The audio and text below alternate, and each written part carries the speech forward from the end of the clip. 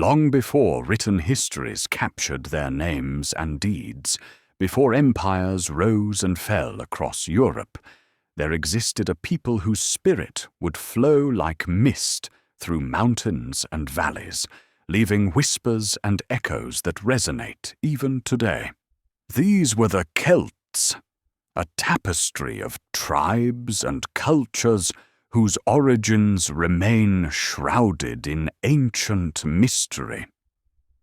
In the gentle valleys, where rivers carved pathways through forests primeval, they first appeared, not suddenly, like lightning across a summer sky, but gradually, like morning dew gathering upon grass.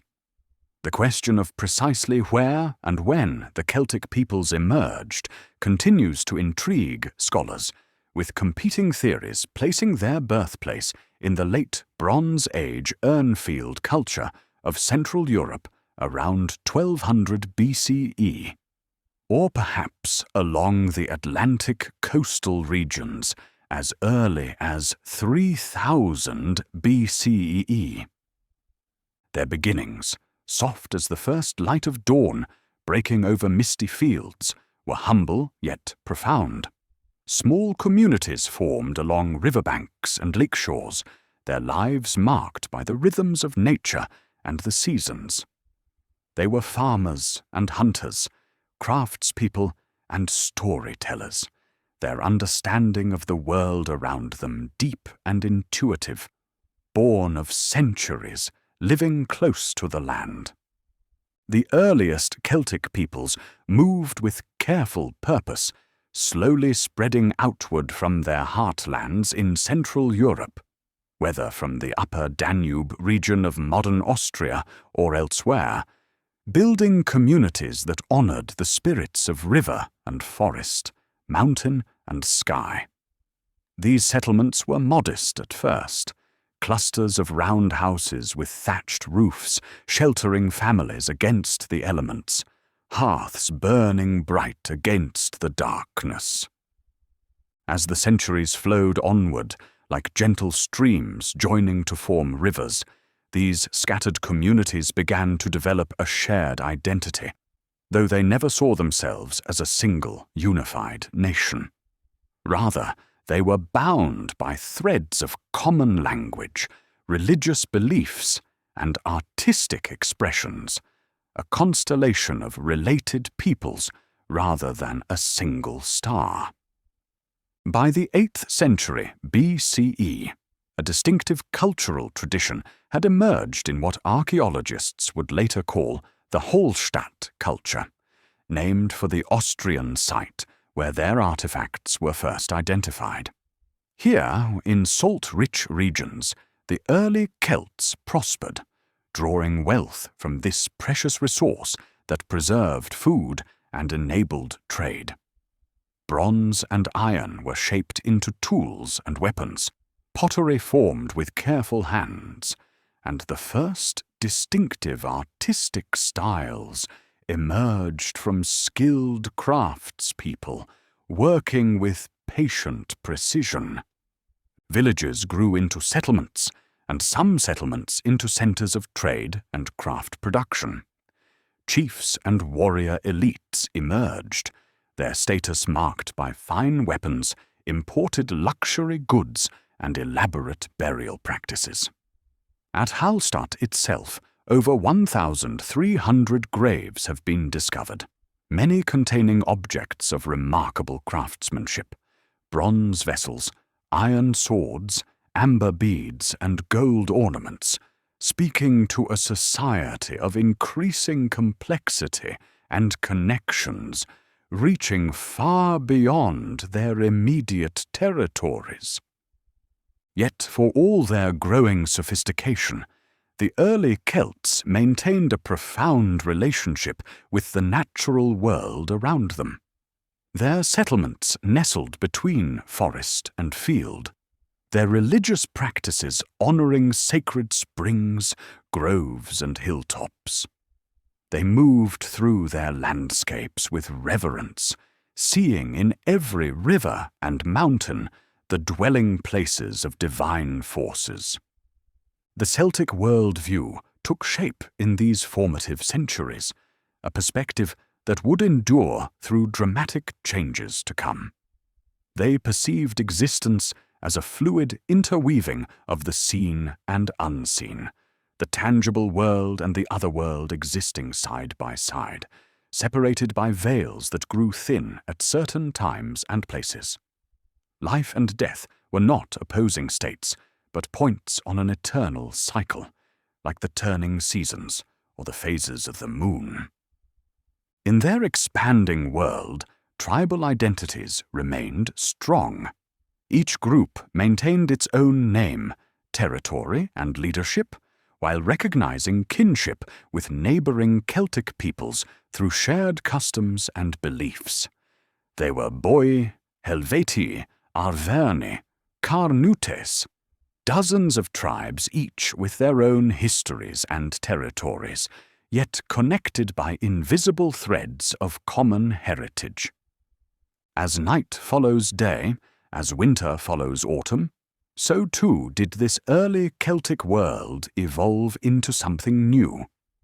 Around the middle of the 5th century BCE, a cultural transformation began that would create what archaeologists call the La Tène culture, a flowering of Celtic civilization and artistic achievement that would spread across much of Europe, leaving an indelible mark on history.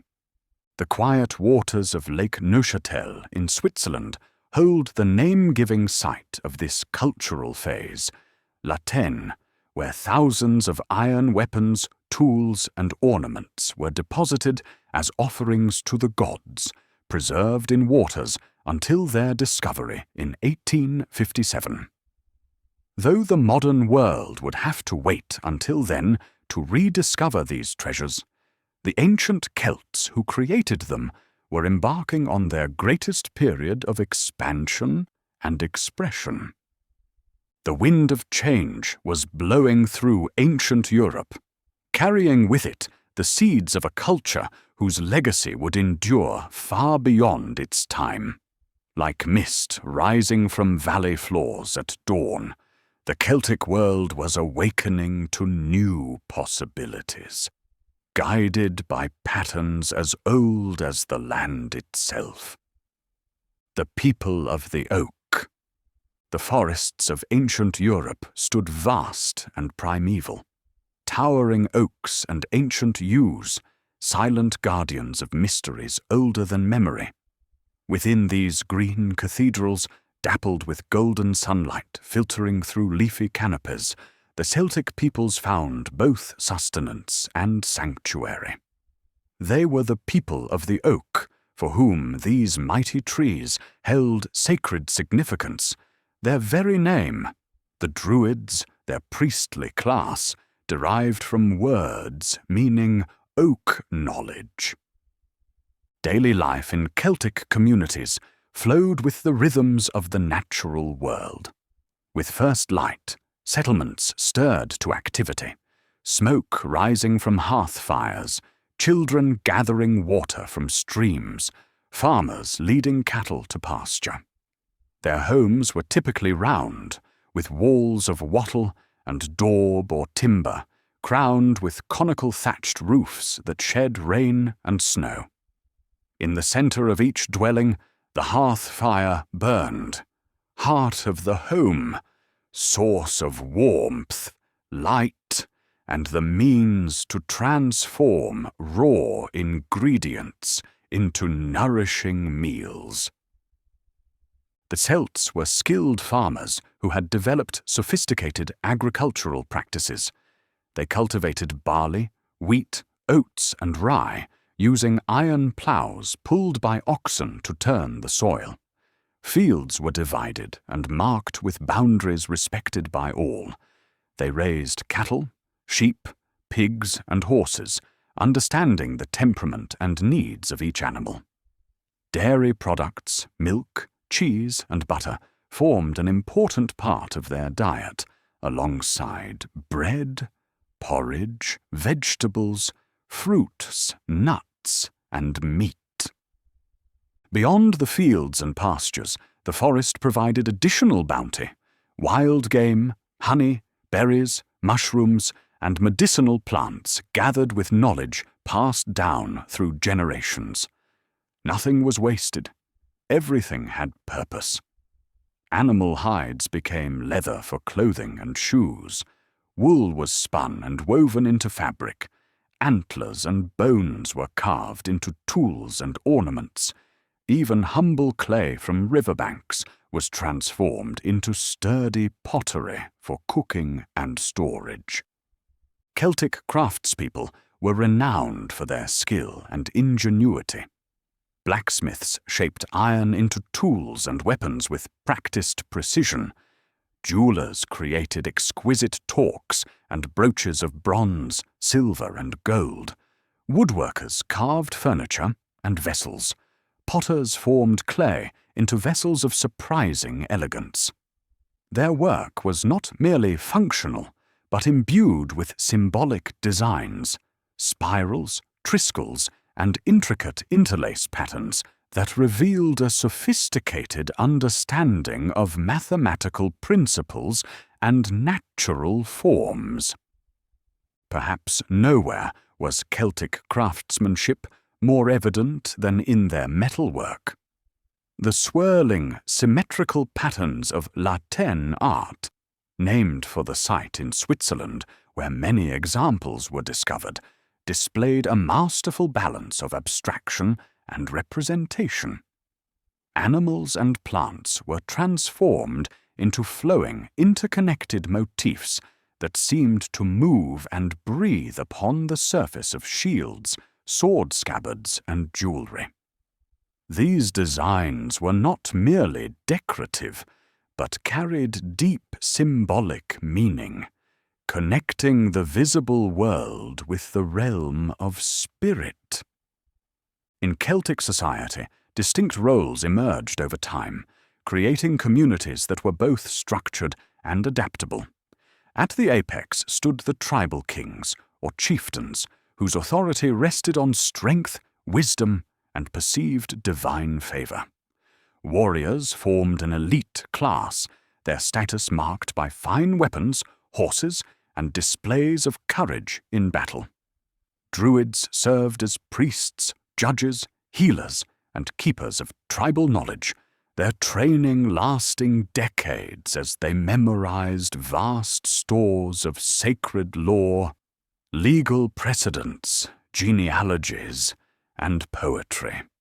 Bards occupied a special place in this world, preserving history and cultural identity through epic poems and songs committed to memory and performed at gatherings and feasts. Their words held power to praise or satirize, to preserve knowledge and inspire courage. Through their performances, ancestors were remembered, heroic deeds celebrated, and cultural values reinforced across generations. Celtic communities gathered regularly for festivals marking the turning points of the year. Samhain, at the beginning of November, marked summer's end and the beginning of the dark half of the year, a time when the veil between worlds thinned, allowing communion with ancestral spirits. Imbolc, in early February, celebrated the first stirrings of spring and honored Bridget, goddess of poetry, healing, and smithcraft. Beltane, on May 1st, welcomed summer with bonfires and rituals ensuring fertility for crops and livestock. Lugnasad, in early August, gave thanks for the first fruits of harvest and honored the god Lugh through athletic competitions and trading fairs. These seasonal gatherings were not merely religious observances, but vital social occasions, opportunities for scattered communities to reconnect, for young people to find partners, for goods to be traded, disputes settled, and bonds of kinship reinforced. They were moments when the tribe recognized itself as a living entity, connected to past generations and responsible for those yet to come. Family bonds formed the foundation of Celtic society. Children were valued and included in community life from an early age, learning skills through observation and gradual participation in adult activities. Elders were respected for their wisdom and experience. Marriage alliances between families or clans helped strengthen social bonds and resolve potential conflicts. Yet Celtic women enjoyed greater freedom and status than their counterparts in many contemporary societies, with rights to own property, conduct business, and in some cases even lead in battle. Across Europe, Celtic peoples adapted to diverse landscapes, from the windswept coasts of Ireland and Britain to the alpine valleys of Switzerland, from the forests of Gaul to the plains of Central Europe. Each region developed its own variations of Celtic culture, influenced by local conditions and contact with neighbouring peoples. Yet through trade, travel, and shared traditions, a common cultural identity persisted, a recognition among diverse tribes that they were, in some essential way, kindred spirits. The Celtic world was neither utopian nor without conflict.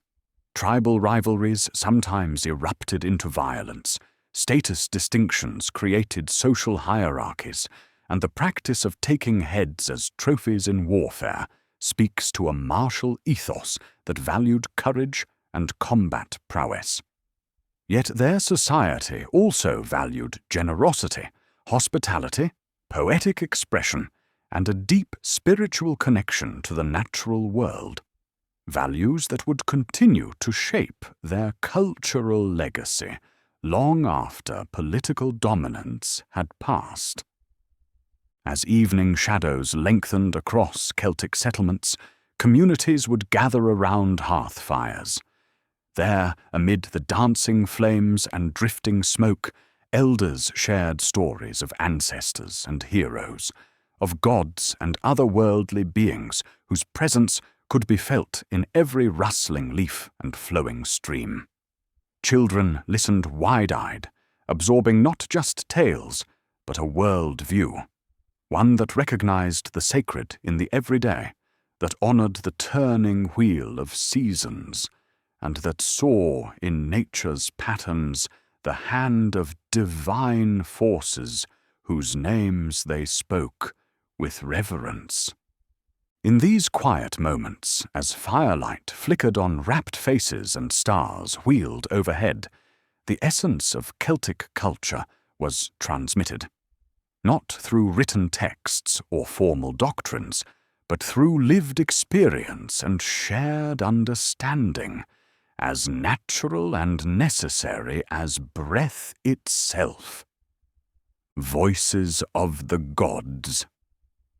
In the hushed groves where ancient oaks reached toward the sky, in the misty valleys where rivers whispered secrets to the stones, and upon the wind-swept hilltops where earth and sky embraced, here dwelled the gods of the Celtic peoples.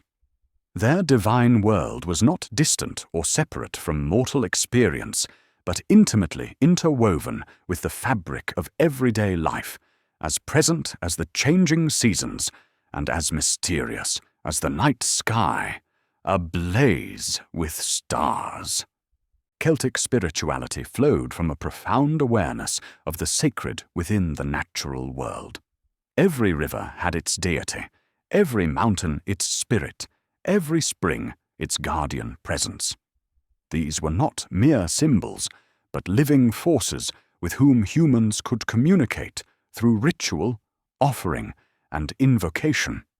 The boundary between the mundane world and the other world, the realm of gods, ancestors, and supernatural beings, was permeable, growing especially thin at certain times and places. Unlike religions with canonical texts and rigid hierarchies, Celtic spiritual traditions remained fluid and adaptable, varying across regions while maintaining certain core elements. Their gods were numerous and complex, with roles and attributes that often overlapped or transformed according to local needs and understandings. Yet through archaeological evidence, classical writings, and later mythology recorded by Christian monks, glimpses of this rich pantheon emerge. Among the most prominent deities was Lugh, the many-skilled god associated with light, craftsmanship, and kingship. His festival, Lugnasad, marked the beginning of harvest season in early August, celebrated with gatherings that included athletic competitions, trading fairs, and ceremonies honoring the first fruits of the harvest. Lugh embodied the ideal of versatility and excellence, master of every skill, from warfare to poetry, a divine exemplar of Celtic admiration for multi-talented individuals. The goddess Brigid, or Brigantia, held dominion over poetry, healing, and smithcraft, three areas requiring the transformative power of inspiration and fire. Sacred wells and springs were often dedicated to her, places where pilgrims sought healing for body and spirit. Her festival at Imbolc in early February celebrated the first stirrings of spring, a time when ewes began to lactate and the earliest flowers pushed through winter soil, symbols of the life force returning after the dark season. In Ireland, the Dagda was portrayed as a father figure among the gods, possessing a cauldron of plenty that never emptied, a club that could both kill and restore life, and a harp whose music could evoke any emotion. His appetite for food, drink, and sensual pleasures was enormous, yet he also possessed great wisdom and magical power, a complex deity who embodied abundance, generosity, and the life-affirming aspects of masculine energy. The goddess Danu, or Don in Welsh tradition, was revered as the Divine Mother, the ancestral deity from whom many other gods descended. In Irish mythology, her children were known as the Tuatha De Danann, the tribe of Danu, who were later reimagined as supernatural beings dwelling in the otherworld. Rivers were often named for her, including the Danube, recognizing water's life-giving properties and connection to the maternal divine. Cernunnos, the antlered god depicted on the famous Gundestrup cauldron, embodied the wild energies of the forest and animal world.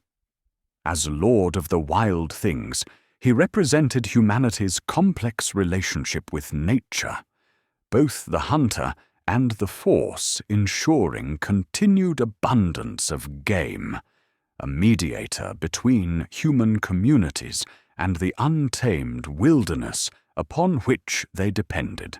The goddess Epona, whose name means divine horse, held special significance for Celtic peoples across Europe. Associated with horses, fertility, and passage to the otherworld, her cult was so powerful that even the Romans officially adopted her worship, a rare acknowledgement of a non-Roman deity. Stone carvings show her either riding a horse or accompanied by horses, symbols of both practical power and spiritual transcendence in Celtic culture. Celtic religious practices centered on maintaining proper relationship with these divine powers through ritual, offering, and observance of sacred times and places. Natural features, mountains, groves, rivers, and springs served as sanctuaries where the divine presence was especially potent. Archaeological evidence reveals ritual deposits of weapons, jewelry, and other valuable items in lakes, rivers, and bogs across Celtic Europe. Offerings to the gods dwelling in these watery realms. Sacred groves, nemeton in Celtic languages, provided natural temples where ceremonies took place beneath the living canopy of ancient trees. The Roman writer Lucan described how these spaces inspired awe. No bird nested in the nematon, nor did wild beasts lie in it. The trees, their branches washed with pure water, were hung with offerings. Here, removed from ordinary experience, the community could engage with divine mysteries under the guidance of their spiritual leaders. These leaders, the Druids, occupied a unique position in Celtic society.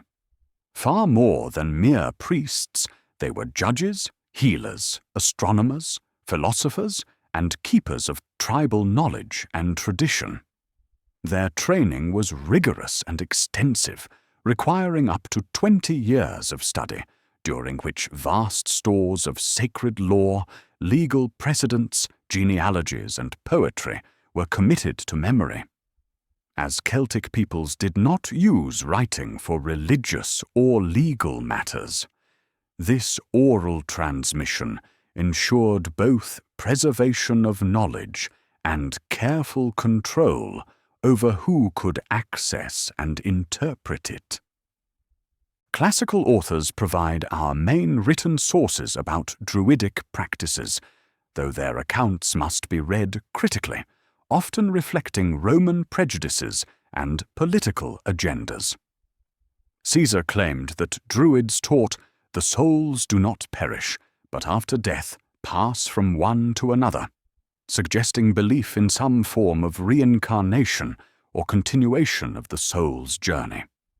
Druids were said to study the stars and their movements, the size of the cosmos and the earth, the world of nature, and the power and might of the immortal gods, indicating a system that combined spiritual concerns with practical knowledge of the natural world. The question of human sacrifice in Celtic religion remains contentious.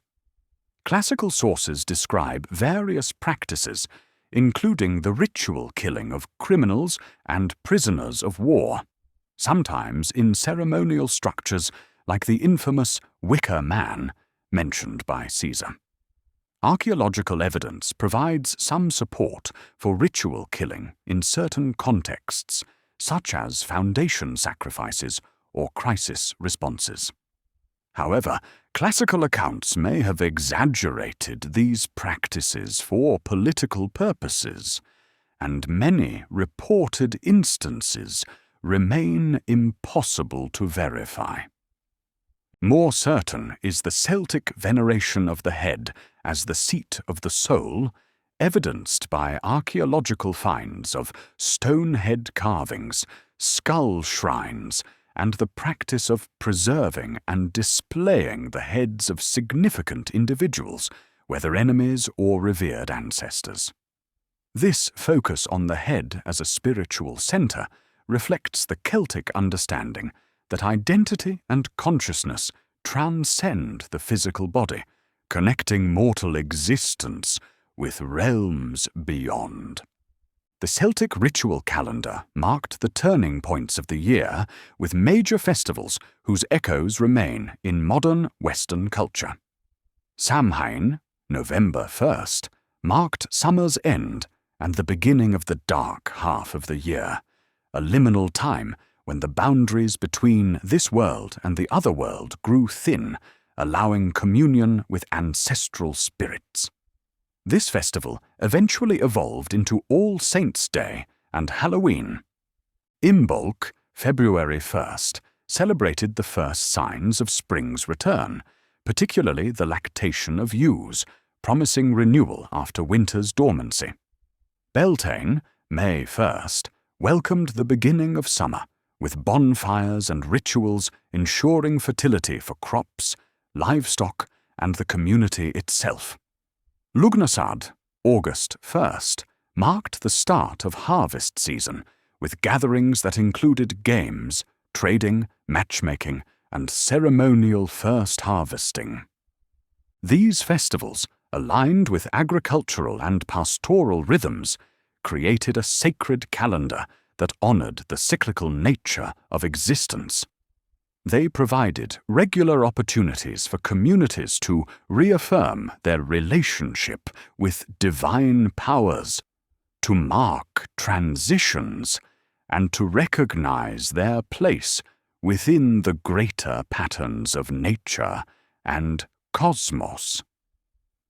The Celtic conception of the otherworld, the realm of gods, ancestors, and supernatural beings, was not a distant heaven or underworld, but a dimension existing alongside the visible world, accessible through certain places, caves, lakes, burial mounds, or at certain times, particularly Samhain.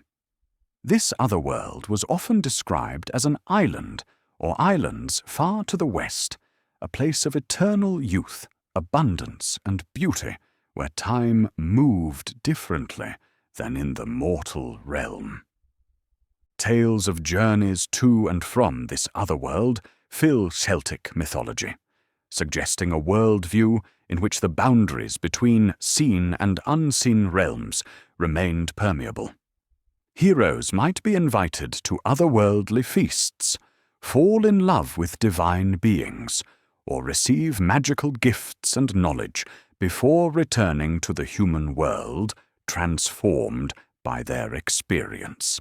Such stories reflect the Celtic understanding that reality encompasses more than what physical senses perceive, that mysteries and wonders lie just beyond the veil of ordinary awareness. As twilight descended on forest groves and sacred springs, as mist rose from river valleys and stars emerged in the darkening sky, Celtic peoples felt the presence of their gods all around them. Their spiritual practice wasn't separate from daily life, but woven through every aspect of existence: the tending of fires, the planting of crops, the forging of metal, the telling of tales. In this seamless integration of practical and sacred, they found meaning and connection, a way of being that honored both the tangible world of physical needs and the intangible realm of divine mystery. Their voices may have been silenced by time and conquest, their sacred sites reclaimed by forest or repurposed for other faiths, yet something of their spiritual vision endures, in the reverence many still feel in ancient groves, and the continuing power of seasonal celebrations, and in the intuitive sense that the natural world carries meanings beyond mere utility. In these persistent echoes, the gods of the Celts continue to whisper to those willing to listen, with both heart and mind open to wonder. The art of beauty and battle. In the skilled hands of Celtic craftspeople, metal, wood, clay, and fibre were transformed into objects of both practical use and breathtaking beauty. Their artistic vision, distinctive and sophisticated, speaks across millennia. A visual language of swirling patterns, stylized animals, and geometric precision that continues to captivate the modern imagination. Celtic art emerged from deep cultural roots and evolved through centuries of innovation and external influence. The earlier Hallstatt period, circa 1200 to 450 BCE, favored geometric designs, circles, triangles, diamond patterns arranged with mathematical precision on pottery, textiles, and metalwork. These abstract motifs, often organized in bands or zones, displayed a careful sense of rhythm and balance that would characterize Celtic aesthetics throughout their cultural flowering.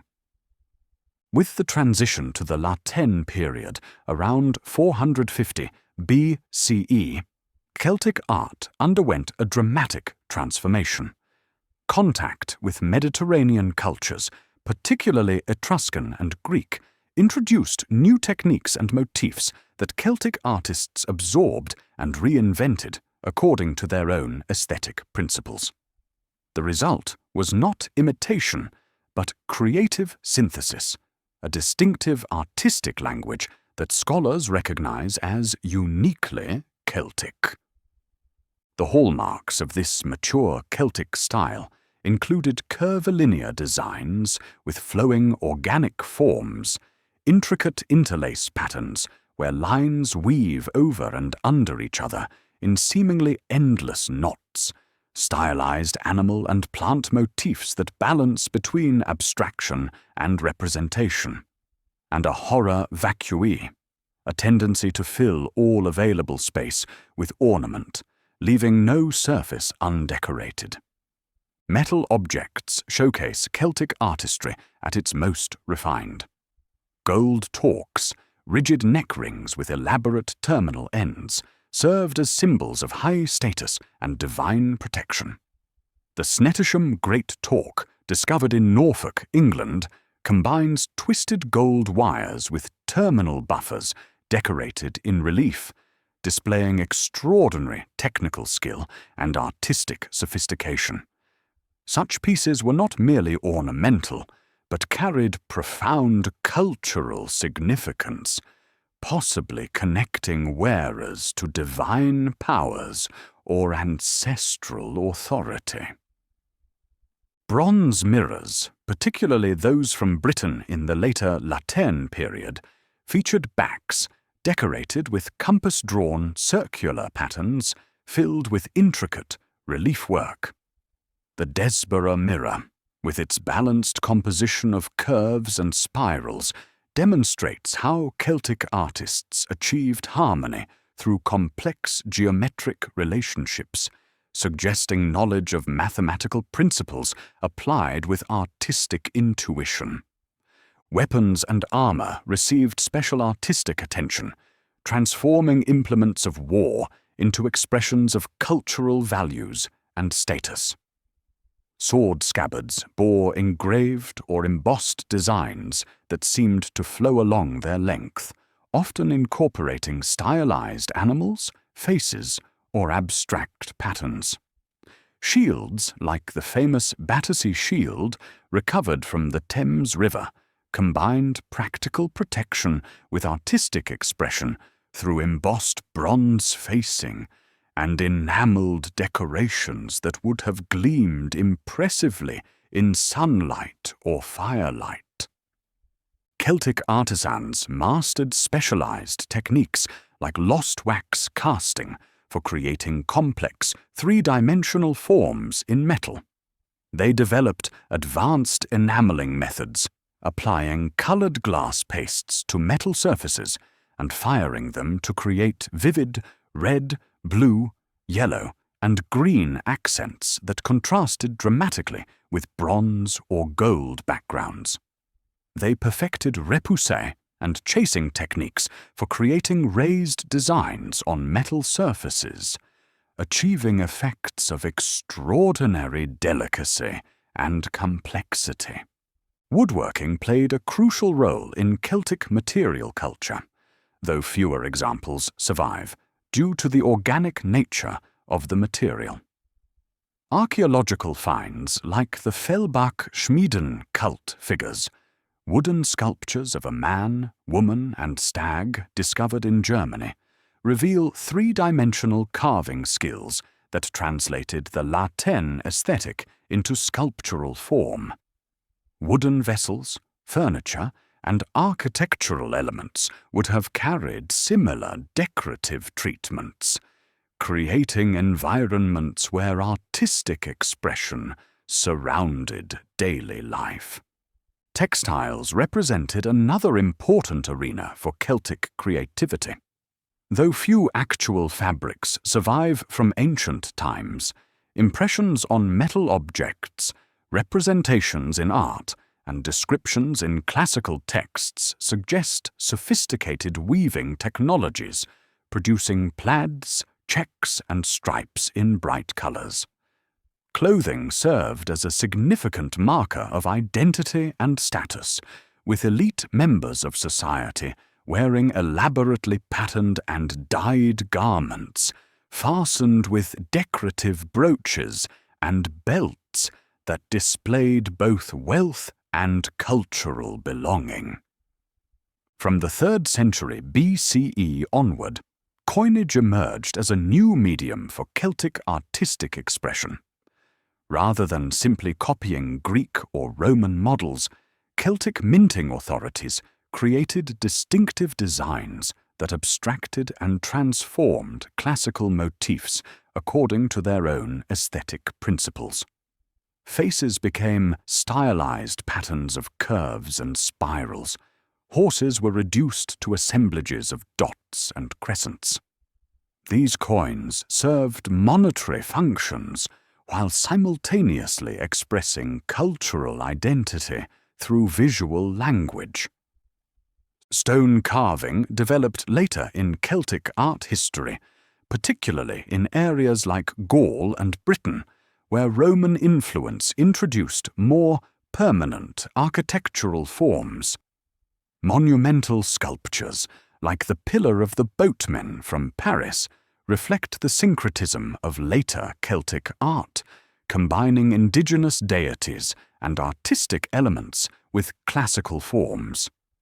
In post-Roman Britain and Ireland, this stone carving tradition would evolve into the magnificent high crosses of the early Christian period, preserving La Tène artistic motifs within a new religious context. The meaning behind Celtic artistic motifs remains partially enigmatic, as the artists left no written explanations of their symbolic intentions. Scholars suggest that certain recurring elements carried specific significance. The triskeler, 3-armed spiral, may have represented the tripartite division of the cosmos or the cyclical nature of existence. The human head likely symbolized the seat of the soul and spiritual power. Animals like boars, ravens, and horses, probably connected to specific divine forces or attributes. What distinguishes Celtic art most profoundly is its dynamism, a sense of movement and transformation captured in static materials. Patterns seem to shift before the viewer's eyes. Forms morph from one thing into another. Faces appear and disappear within intricate designs. This quality reflects a world-view that recognized constant change within enduring patterns, that saw boundaries between human and animal, mortal and divine, living and dead, as permeable rather than fixed. Celtic artistic expression reached far beyond decoration to encompass fundamental understandings of cosmos and existence.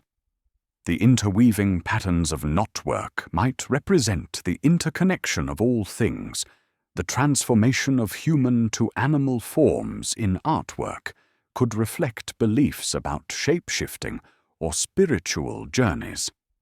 The careful balance of positive and negative space might embody philosophical concepts about the relationship between being and non-being. As Celtic cultures encountered Roman expansion from the 1st century BCE onward, their artistic traditions faced significant challenges, yet demonstrated remarkable resilience and adaptability.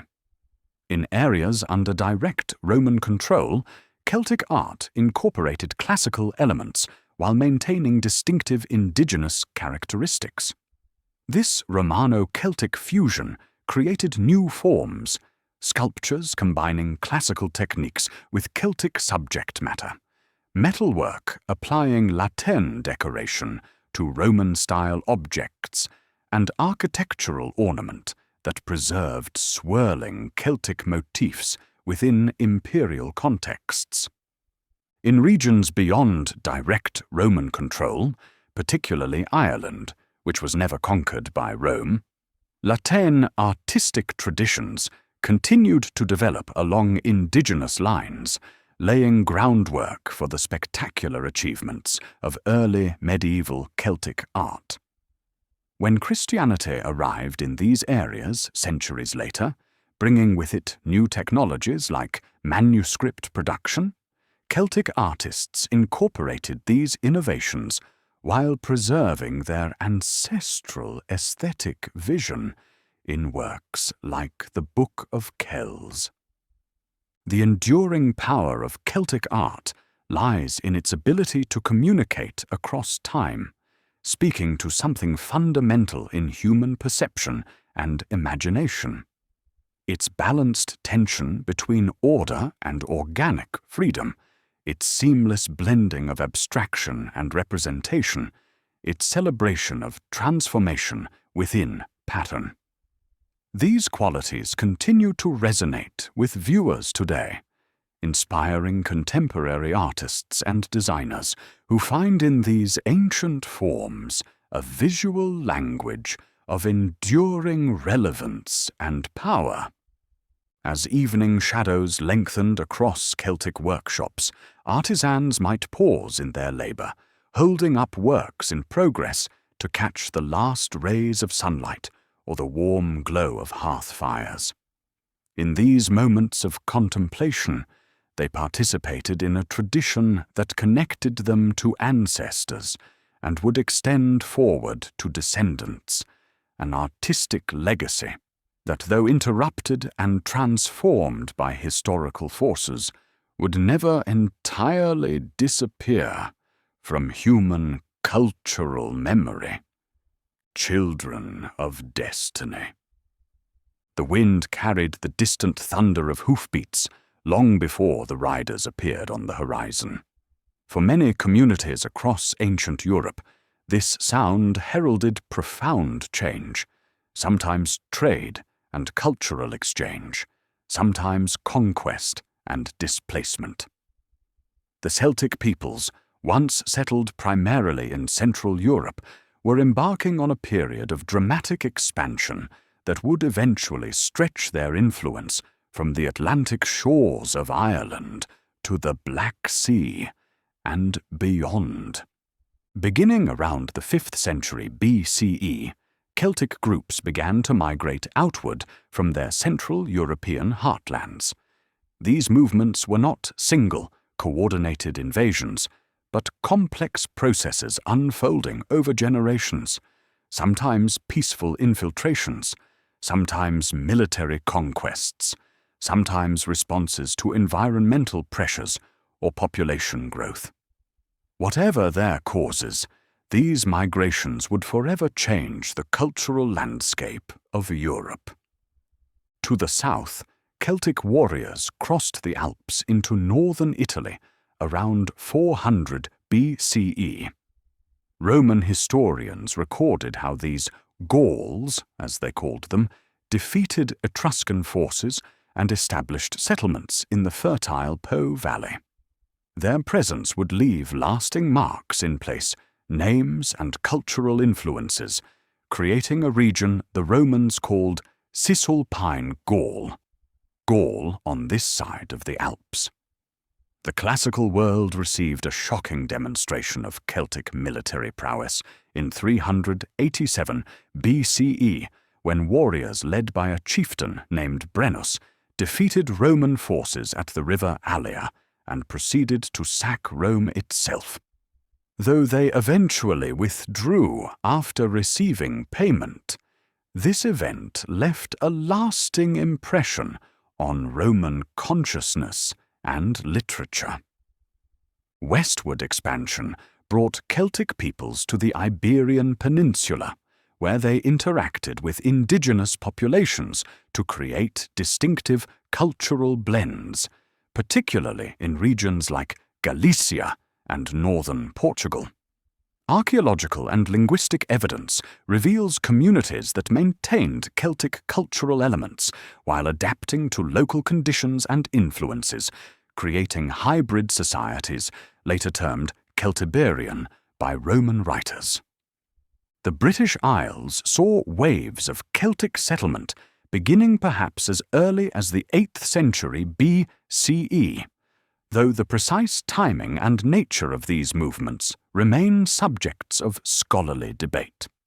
Whether through mass migration or gradual cultural diffusion, Celtic languages, religious practices, and artistic traditions became firmly established throughout Britain and Ireland. Regional variations emerged, separate but related cultures that would later be identified as Britons, Picts, and Gaels, each developing distinct expressions of their Celtic heritage. To the east, Celtic expansion reached into the Carpathian Basin and Balkans. In 279 BCE, Celtic forces invaded Macedonia and northern Greece, even attacking the sacred site of Delphi before being defeated. Some groups continued eastward into Asia Minor, eventually settling in a region the Greeks called Galatia, the same Galatians to whom St. Paul would later address one of his epistles. These Eastern Celts maintained cultural traditions while adapting to new environments and neighboring societies, creating another distinctive regional expression of Celtic civilization. By the 3rd century BCE, Celtic influence stretched across a vast arc of territory from Ireland to Turkey. This was not a unified empire, but a cultural continuum, dozens of independent tribes and kingdoms sharing elements of language, religion, artistic expression, and social organization, while developing regional variations adapted to local conditions. Place names preserved in historical records: Boe, modern Bohemia; Helvetii, Switzerland; Arverni, central France; Iceni, eastern England, remind us that Celtic encompassed many distinct peoples with their own identities and histories.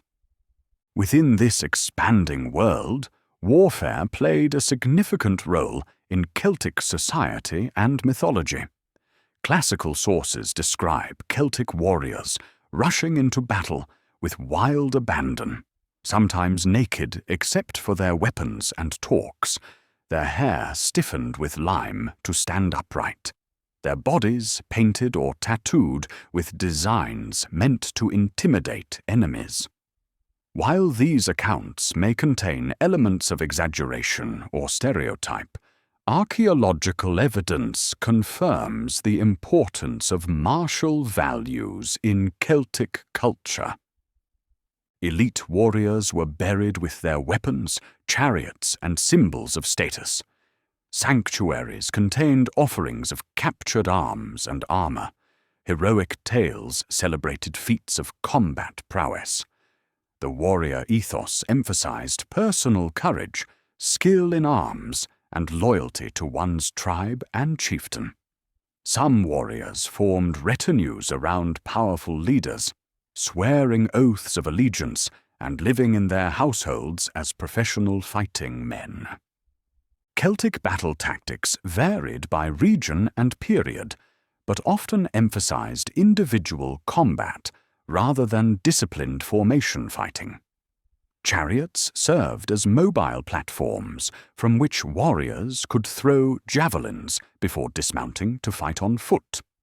Cavalry grew increasingly important over time, particularly in areas with suitable terrain. Infantry fought with diverse weapons: swords, spears, slings, and bows, depending on region, social status, and tactical role. The distinctive longsword of the La Tène period epitomized Celtic weapon design, an iron blade optimized for cutting rather than thrusting, with a heart-shaped guard and often an anthropomorphic hilt. These were not merely functional objects, but expressions of status and identity, frequently decorated with elaborate designs and symbols. A warrior's sword might be passed down through generations, acquiring stories and significance beyond its practical purpose.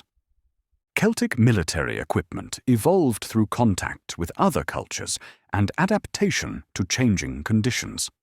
Helmets incorporated both indigenous designs and elements borrowed from Etruscan, Greek, or later Roman models.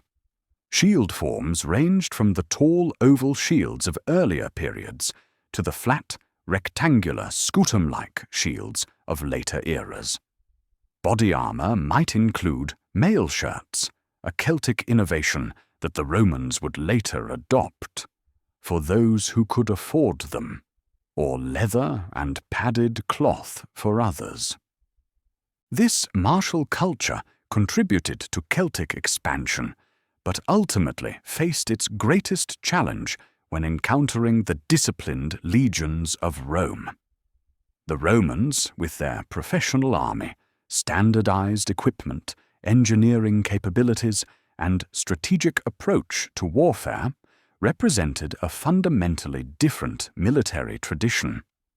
Where Celtic warfare often emphasized individual heroism and personal honor, Roman warfare prioritized discipline, formation fighting, and systematic conquest and occupation. The first major confrontation between these military traditions came during Rome's expansion into the Po Valley, bringing them into conflict with the Boii and other Celtic tribes who had settled the region. Despite fierce resistance, the Celts of northern Italy were gradually subdued and incorporated into the expanding Roman Republic. By 191 BCE, the region was firmly under Roman control, though Celtic cultural elements persisted in rural areas for generations. Rome's conquest of Transalpine Gaul, modern France and parts of Switzerland, Belgium, and Germany unfolded more slowly. Initial Roman involvement focused on securing trade routes and establishing alliances with certain tribes against others. In 125 to 121 BCE, the Romans established their first province beyond the Alps, controlling a narrow corridor along the Mediterranean coast that connected Italy with their Spanish territories. The decisive transformation came with Julius Caesar's campaigns from 58 to 51 BCE. In a series of brilliantly executed military operations, Caesar systematically conquered the diverse Celtic peoples of Gaul, exploiting tribal rivalries, employing superior siege technology, and demonstrating ruthless determination. His own account of these campaigns, Commentaries on the Gallic War, provides valuable if biased information about Celtic society, while justifying his conquest to Roman audiences. The Celtic leader Vercingetorix emerged as the most significant opponent to Roman expansion, briefly uniting various tribes in resistance against Caesar. His final stand at Alesia in 52 BCE became legendary. After withstanding a massive Roman siege, he ultimately surrendered to prevent further suffering among his people. Led in chains through Rome during Caesar's triumph, Vercingetorix was executed, symbolizing the end of independent Celtic power in Gaul. Britain's Celtic peoples maintained independence longer. Caesar's brief expeditions in 55 and 54 BCE achieved limited results, and nearly a century passed before Rome launched a full-scale invasion under Emperor Claudius in 43 CE. Even then, conquest proceeded gradually, with some regions like Wales and Scotland fiercely resisting Roman rule. The rebellion led by Boudicca of the Iceni in 60 to 61 CE briefly threatened Roman control before being crushed with typical Roman thoroughness. Ireland remained beyond Rome's reach, never experiencing direct conquest or occupation. This isolation allowed indigenous Celtic traditions to develop along distinctive lines, creating a cultural inheritance that would later play crucial roles in preserving and transmitting Celtic heritage through the medieval period and beyond. In regions under Roman rule, Celtic cultures underwent complex transformations. Urban centres emerged following Roman models, with grid-patterned streets, forums, temples, bathhouses, and amphitheatres. Trade increased, connecting formerly isolated communities to Mediterranean networks. Latin gradually became the language of administration, commerce, and eventually everyday life, though Celtic languages persisted in rural areas and family settings. Religious practices experienced particularly significant changes. Rome typically incorporated local deities into its pantheon through a process called interpretatio Romana, identifying indigenous gods with Roman equivalents. Thus, the Celtic god Lugh might be equated with Mercury, Tyrannus with Jupiter, or Epona, uniquely, recognized as herself, but within Roman religious frameworks. Temples were built in classical styles, sacrifices performed according to Roman rituals, and religious life gradually standardized according to imperial norms. Yet beneath these changes, elements of Celtic identity persisted. Distinctive artistic styles continued, now applied to Roman-type objects. Personal names preserved Celtic elements, even when adapted to Latin grammatical forms. Family and clan relationships maintained traditional patterns within new legal frameworks. The resulting Romano-Celtic culture represented neither simple replacement nor pure continuity, but a complex synthesis, reflecting both Roman imperial power and Celtic cultural resilience. Beyond the frontiers of empire, Celtic peoples followed different trajectories. In Ireland, never conquered by Rome, indigenous traditions continued to evolve without direct imperial influence, though trade and cultural contacts ensured awareness of continental developments. In Scotland, Celtic groups like the Picts successfully resisted Roman occupation, developing their own distinctive cultural expressions, while selectively adopting elements from both Roman and other Celtic societies. The decline of Roman imperial power in the 4th and 5th centuries CE created new conditions for Celtic cultural expression. As Roman administration withdrew from Britain and weakened in Gaul, local communities adapted to changing circumstances.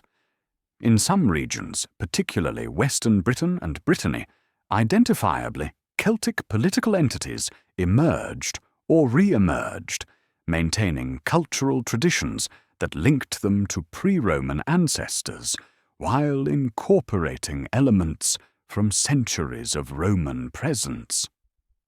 The arrival of Germanic peoples, Angles, Saxons, Franks, and others, further transformed the European landscape, thus creating new pressures and opportunities for surviving Celtic communities. In eastern Britain, Anglo-Saxon settlement gradually pushed Celtic-speaking populations westward into what would become Wales and Cornwall. In Gaul, Frankish conquest established new power structures, though in western regions like Brittany, Celtic language and tradition persisted. Christianity, arriving first within Roman imperial frameworks and later through missionary activity, presented both challenges and opportunities for Celtic cultural tradition. In Ireland, where Christian missionaries like Patrick encountered indigenous Celtic religious systems still intact, a distinctive form of Celtic Christianity emerged, incorporating elements of pre-Christian tradition within Christian theological frameworks. Monasteries became centers not only of religious devotion, but also of learning, artistic production, and cultural preservation. Through these complex historical processes, Celtic identity transformed rather than simply disappeared. Languages, artistic motifs, literary themes, social values, and cultural practices evolved, adapted, and sometimes went dormant before re-emerging in new forms. What it meant to be Celtic changed over time and varied by region, yet connections remained, threads of continuity winding through the tapestry of European history. Whispers through time.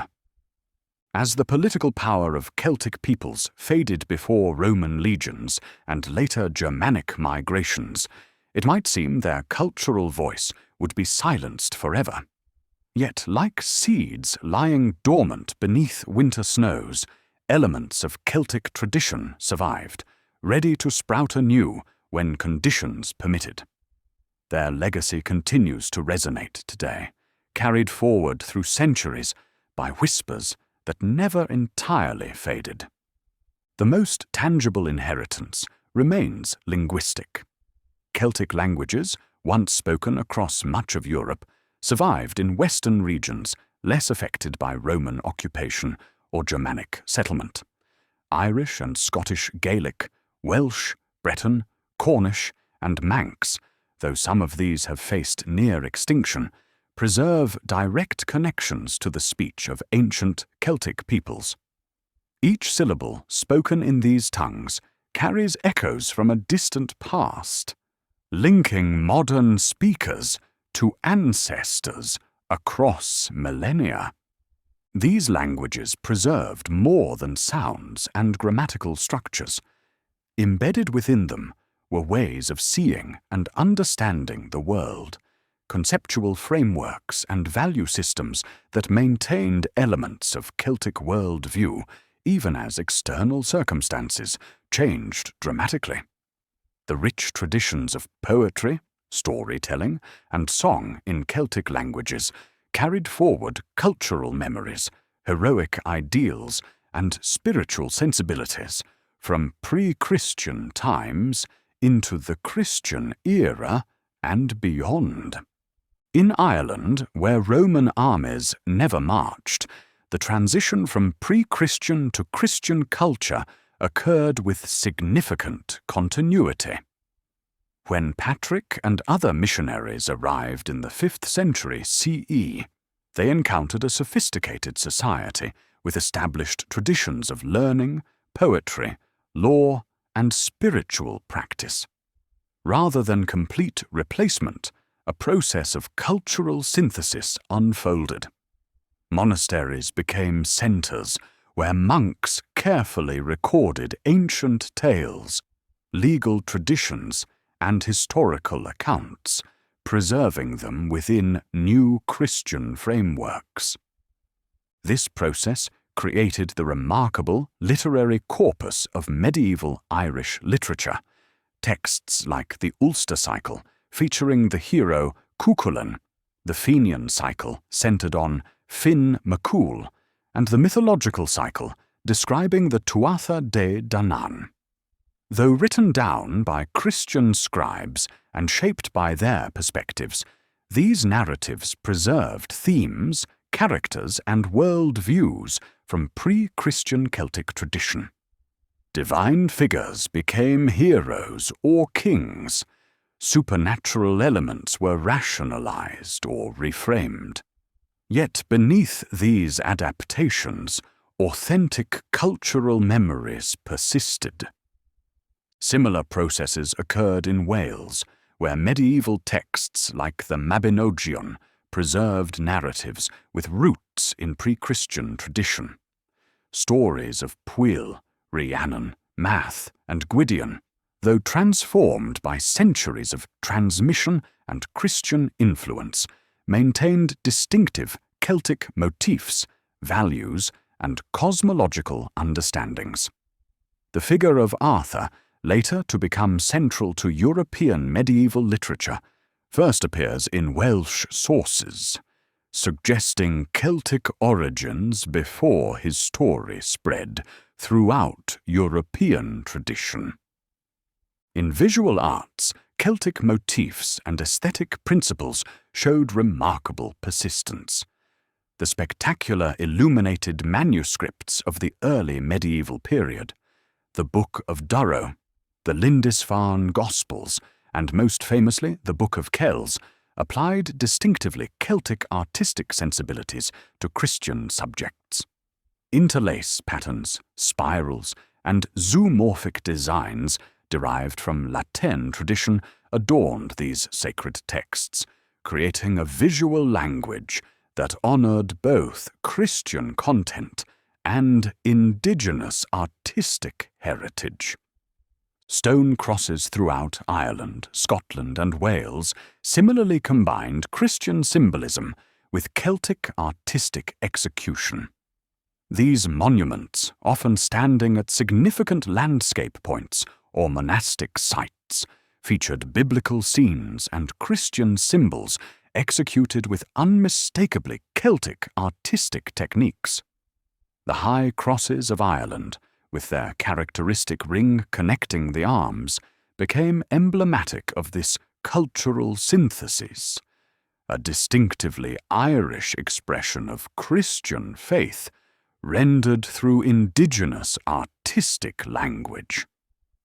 Monasteries established by Celtic Christians became centres not only for religious devotion, but for scholarship, artistic production, and cultural preservation. These communities maintained distinctive practices, their own method for calculating Easter, particular tonsure styles, unique approaches to penance, and emphases on asceticism and scholarship, creating what historians later termed Celtic Christianity. Though the extent of its uniqueness can be debated, this tradition preserved elements of indigenous spirituality while fully embracing Christian theology. From these monastic centres, Celtic-influenced Christianity spread outward through missionary activities. Figures like Columba, who established the monastery at Iona, and Aidan, who founded Lindisfarne, carried this distinctive expression of Christian faith to Scotland and northern England. Later missionaries from Ireland and Britain travelled to continental Europe, establishing monasteries that would become important centres of learning during the early medieval period. Beyond formal religious contexts, elements of pre-Christian Celtic belief persisted in folk traditions, customs, and superstitions. Sacred wells, once dedicated to Celtic deities, became associated with Christian saints, but maintained healing and blessing functions. Seasonal celebrations marking the Celtic calendar, Samhain, Imbolc, Beltane, Lugnasad, transformed into Christian feast days or folk festivals while preserving aspects of their original significance. Belief in fairies, the Sido of Irish tradition, represented cultural memories of the Tuatha De Danann, once worshipped as deities, but now reimagined as supernatural beings dwelling in the landscape. Celtic legal traditions showed similar persistence. In Ireland, the Brehon laws continued to function alongside and sometimes in tension with ecclesiastical law throughout the medieval period, maintaining principles and procedures with pre-Christian origins. Welsh law, codified in texts like the Laws of Hywel Dda, likewise preserved indigenous legal concepts even while incorporating Christian influences and adapting to changing social conditions. Music and poetry served as particularly important vehicles for cultural continuity. Professional poets in Ireland, the Fielid, and Wales, the Baird, maintained ancient traditions of composition, performance, and training into the modern era. Though their social position changed over centuries, these figures preserved techniques, themes, and cultural values with deep historical roots. The Celtic fondness for alliteration, complex metrical forms, and dramatic recitation continued in bardic compositions long after their pre-Christian origins had been forgotten. Musical traditions similarly maintained distinctive Celtic elements. The harp, particularly associated with Ireland and Wales, held special status as both a practical instrument and cultural symbol. Specific tunings, playing techniques, and compositional forms passed from generation to generation, preserving not just melodies, but approaches to sound and musical understanding with ancient origins. Later instruments like the bagpipes, though not exclusively Celtic, became particularly associated with Celtic regions and traditional music forms. The fundamental Celtic reverence for the land, for specific mountains, rivers, forests, and springs, never entirely disappeared. Cultural memory preserved awareness of sacred sites, often incorporated into Christian contexts through churches built at pre-Christian ritual locations or stories associating saints with particular landscape features. Place names throughout formerly Celtic regions encode this awareness, preserving in linguistic form the special significance of specific locations. Beyond these specific cultural elements, certain broader characteristics of Celtic worldview showed remarkable persistence.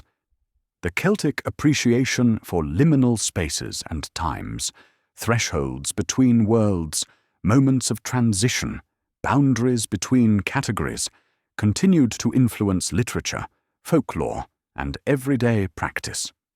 The recognition of the natural world as alive with presence and meaning, though transformed by Christianity, remained an underlying intuition in many Celtic-derived traditions. After centuries of marginalization, Celtic cultural identity experienced revival beginning in the 18th and 19th centuries. Romantic nationalism, antiquarian interest, and resistance to cultural homogenization led to renewed attention to Celtic languages, literature, music, and art. While sometimes romanticized or simplified, these revival movements reconnected modern communities with historical traditions, sparking cultural renaissances in Ireland, Scotland, Wales, and Brittany. In the contemporary world, Celtic cultural elements continue to inspire artistic and spiritual expression. Music drawing on Celtic traditions enjoys worldwide popularity. Visual artists incorporate Celtic motifs and design principles into modern work.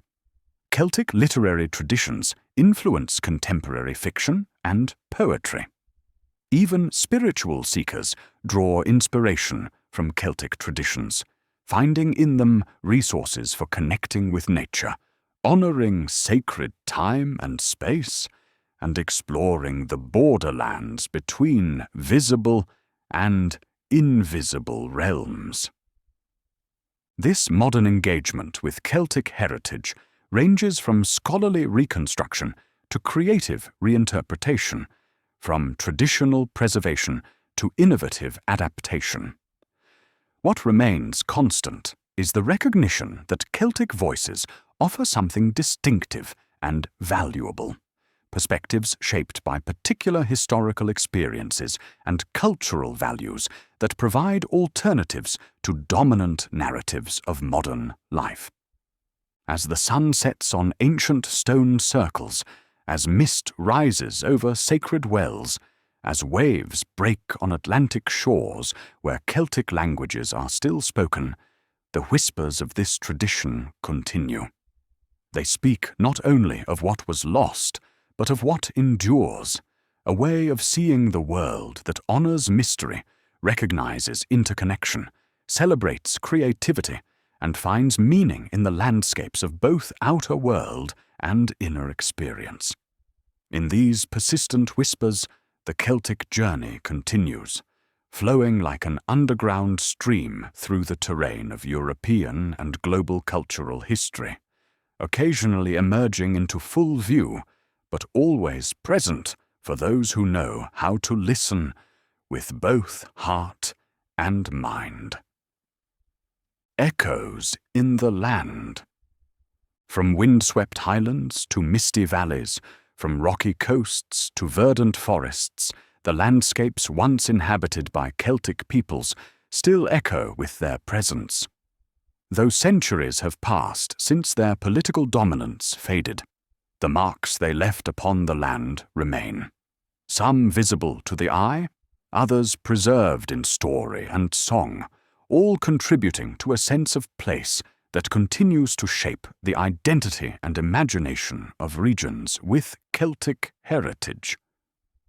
Perhaps most immediately recognizable are the physical monuments, stone circles, standing stones, hill forts and burial mounds that punctuate landscapes from Brittany to the Orkney Islands.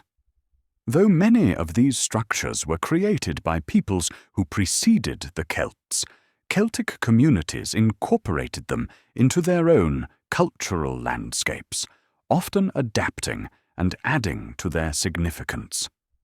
Modern visitors to sites like Stonehenge, Avebury, or Callanish may encounter complex layers of meaning accumulated over millennia, with Celtic interpretations forming important chapters in these ongoing stories.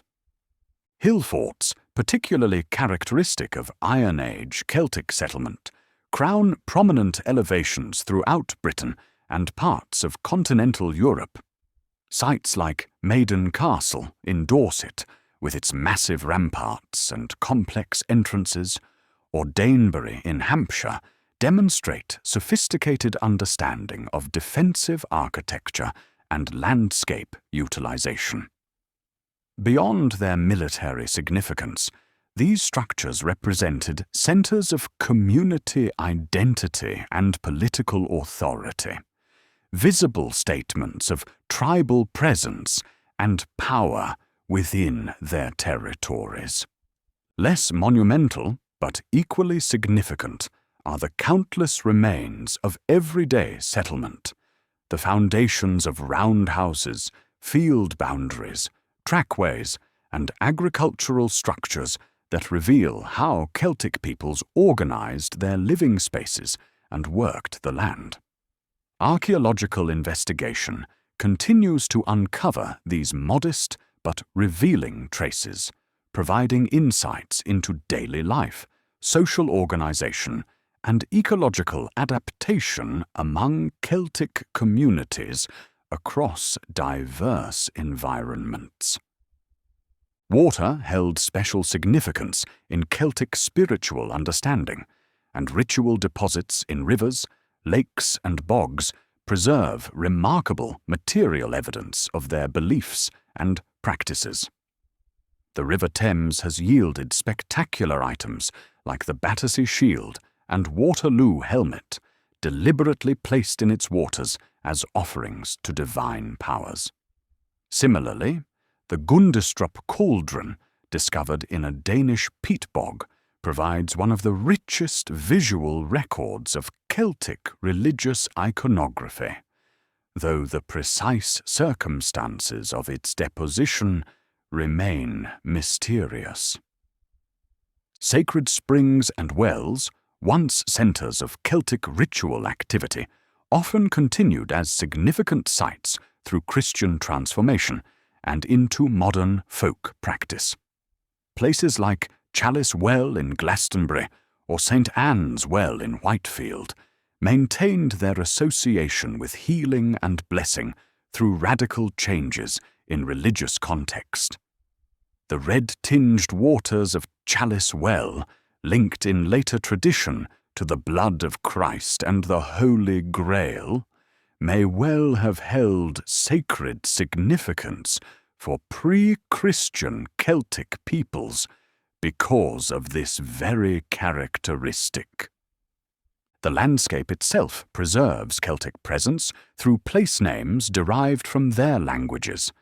From major geographic features, Thames, from Celtic Tamisus, Dark River, Dover, from Dubris, waters, and Avon, simply meaning river, to countless towns, villages, and landscape features, Celtic names encode cultural memories of how ancient peoples perceived and interacted with their environments. These linguistic fossils preserve not just sounds, but concepts, ways of seeing and categorizing the world that originated in Celtic experience. Beyond physical monuments and linguistic traces, landscapes hold Celtic presence through their association with narrative tradition. In Ireland, Dind Senchas, place name lore, connects specific locations with mythological events, heroic deeds, or supernatural beings. Mountains, lakes, rivers, and unusual rock formations feature in these narratives, their physical characteristics explained through stories that simultaneously entertained, educated, and sacralized the landscape for those who heard them. Welsh and Breton traditions similarly preserve connections between narrative and landscape, with specific locations linked to events in the lives of heroes like Arthur, or supernatural figures from the Mabinogion. These associations transform natural features and architectural remains into points of connection with cultural memory, allowing landscape to function as a mnemonic system, preserving information about the past and its significance. Celtic conceptualizations of space often emphasized the significance of boundaries, thresholds, and liminal zones. Frontiers between territories, margins between land and water, transitions between elevation levels, all carried symbolic weight beyond their practical importance.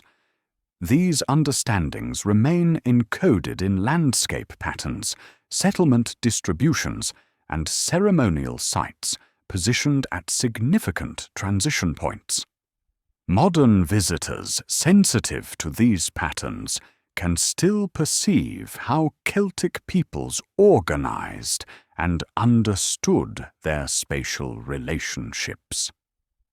The seasonal rhythms that governed Celtic agricultural and pastoral activities created temporal patterns that complemented spatial organizations.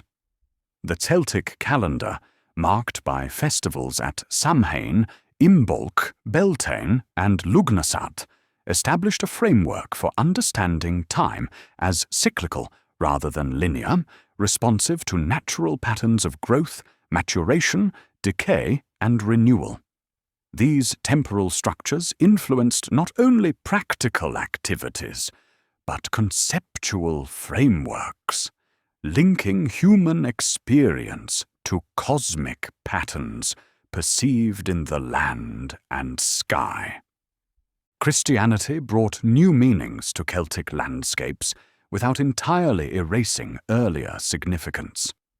Churches were often built at locations already considered sacred. Saints' lives incorporated elements of local topography. Pilgrim routes followed paths already established by older patterns of movement through the landscape. The resulting sacred geography represented palimpsests of meaning, with Christian significance built upon and intertwined with pre-Christian understandings. Folk traditions throughout Celtic regions maintained awareness of landscape features with supernatural associations. Fairy mounds, often prehistoric burial sites, dangerous water bodies inhabited by spirits, stones that moved at certain times, trees where ceremonies should be performed. Such beliefs preserved fragments of older cosmological systems within newer religious contexts. Even as official religious understanding changed, these folk associations maintained alternative ways of perceiving and relating to the land. Celtic artistic traditions maintained distinctive approaches to representing landscape elements, whether in manuscript illumination, stone carving, metalwork, or textiles.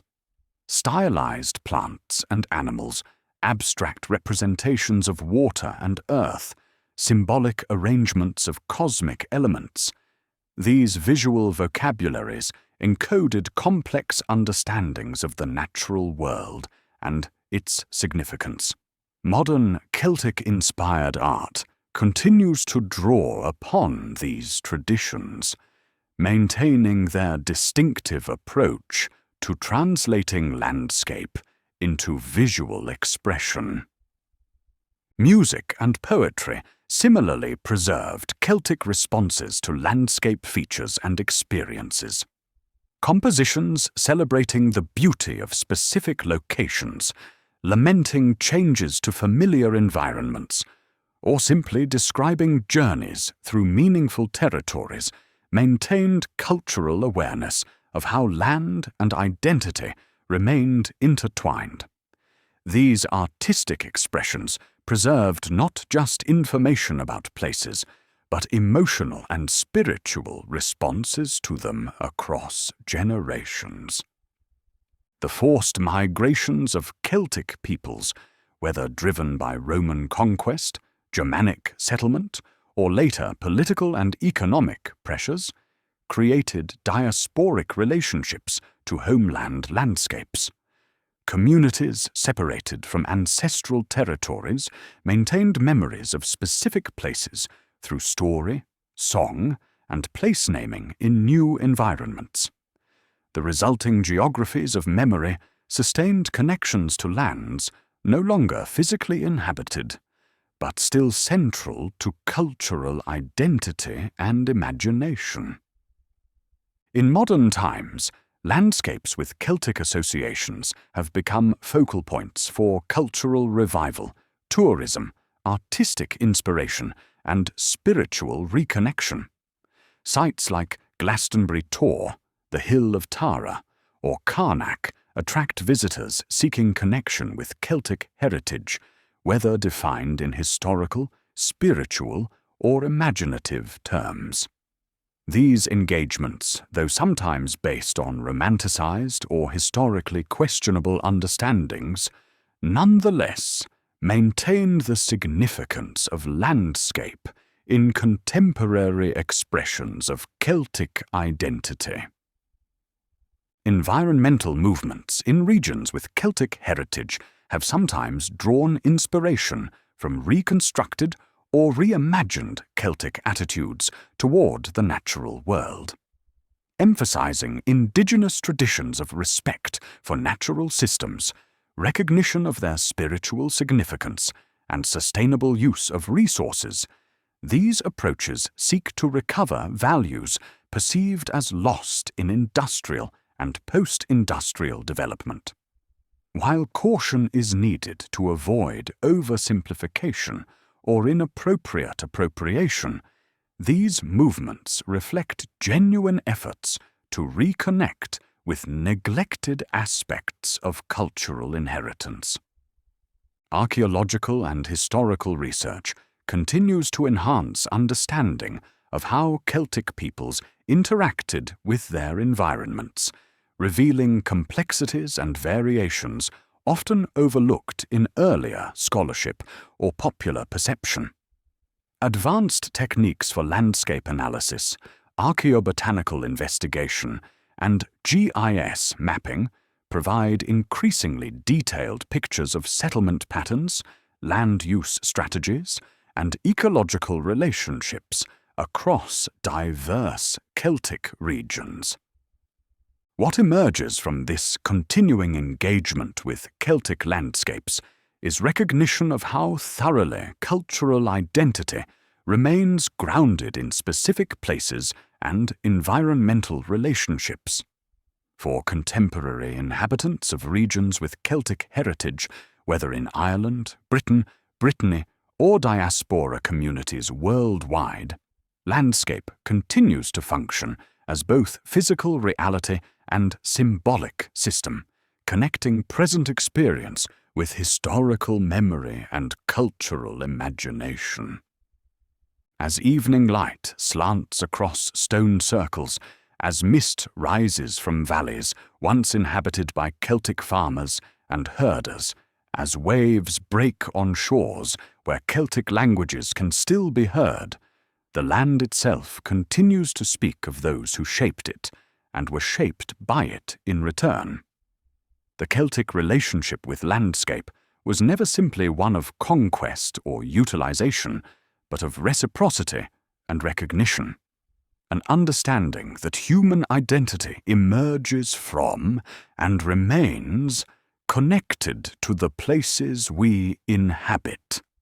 In this ongoing conversation between people and land, perhaps the most significant Celtic legacy continues, a way of being in the world that acknowledges interdependence, honors the unique character of specific places, and recognizes in landscape not mere resource or scenery, but presence and meaning that both precedes and outlasts human habitation.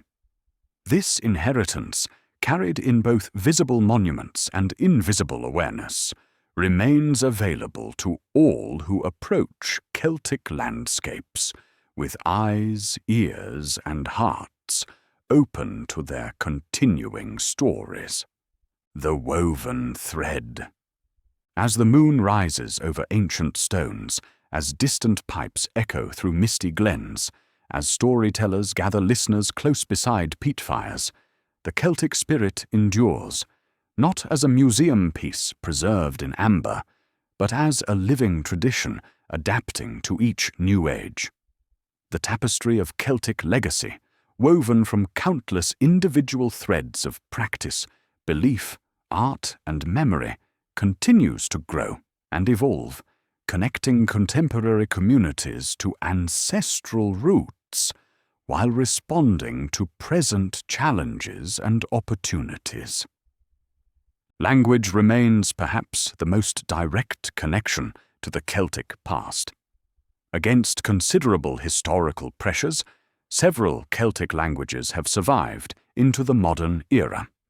Irish, Scottish Gaelic, Welsh, Breton, Cornish, and Manx, though some were pushed to the brink of extinction, represent unbroken linguistic traditions stretching back to ancient times. Each preserved word, grammatical structure, and idiomatic expression carries echoes of how Celtic ancestors perceived and categorized their world, offering living connections to ways of thinking that might otherwise be lost to history. The preservation and revitalization of these languages represents one of the most significant aspects of modern Celtic identity. In Ireland, where centuries of colonization had nearly extinguished the indigenous language, independence brought renewed efforts to restore Irish as a national tongue. Though challenges remain, Irish now enjoys constitutional protection, required status in education, and growing communities of enthusiastic learners and speakers determined to maintain this fundamental aspect of cultural heritage. Similar efforts in Wales have achieved notable success in reversing language decline, with Welsh now spoken by over 500,000 people and visible in public signage, media, education, and governance. More dramatic still are revival efforts that have brought Celtic languages back from functional extinction. Cornish, which had no native speakers after the death of Dolly Pentreath in 1777, has been reconstructed through careful scholarship and now sustains a small but growing community of speakers. Manx, declared extinct by UNESCO in 2009 when the last native speaker died, has since been reclassified as critically endangered but reviving, thanks to dedicated efforts by language activists on the Isle of Man.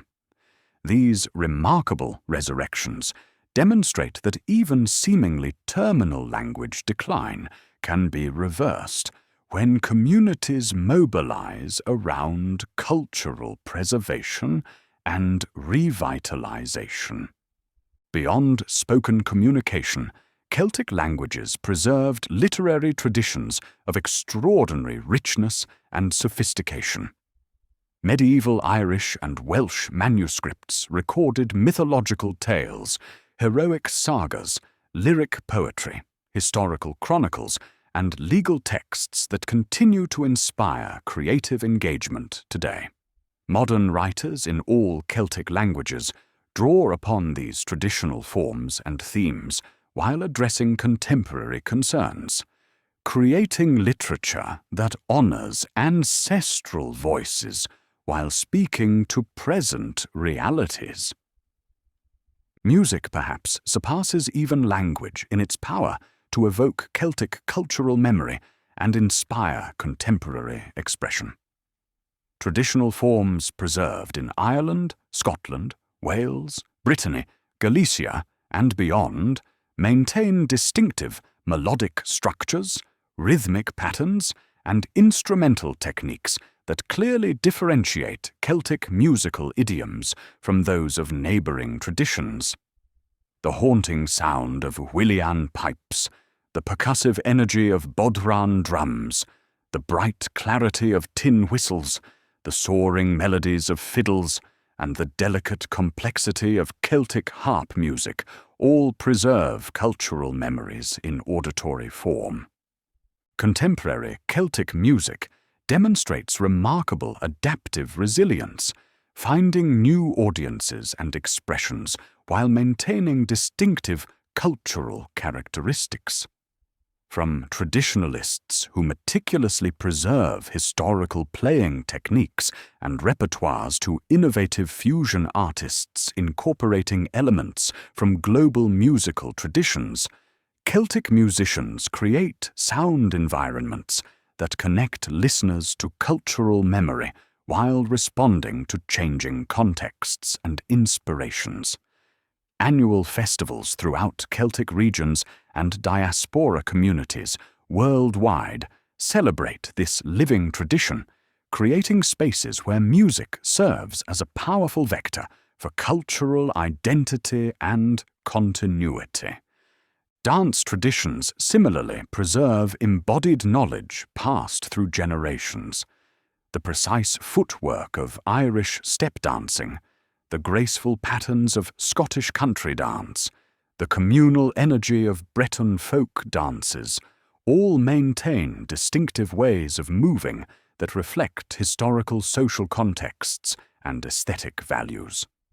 Like music, these traditions have demonstrated remarkable adaptability, from the competitive precision of modern Irish dance competitions to the inclusive community experiences of Ceilidh gatherings, where participants of all backgrounds and skill levels are welcomed into the circle.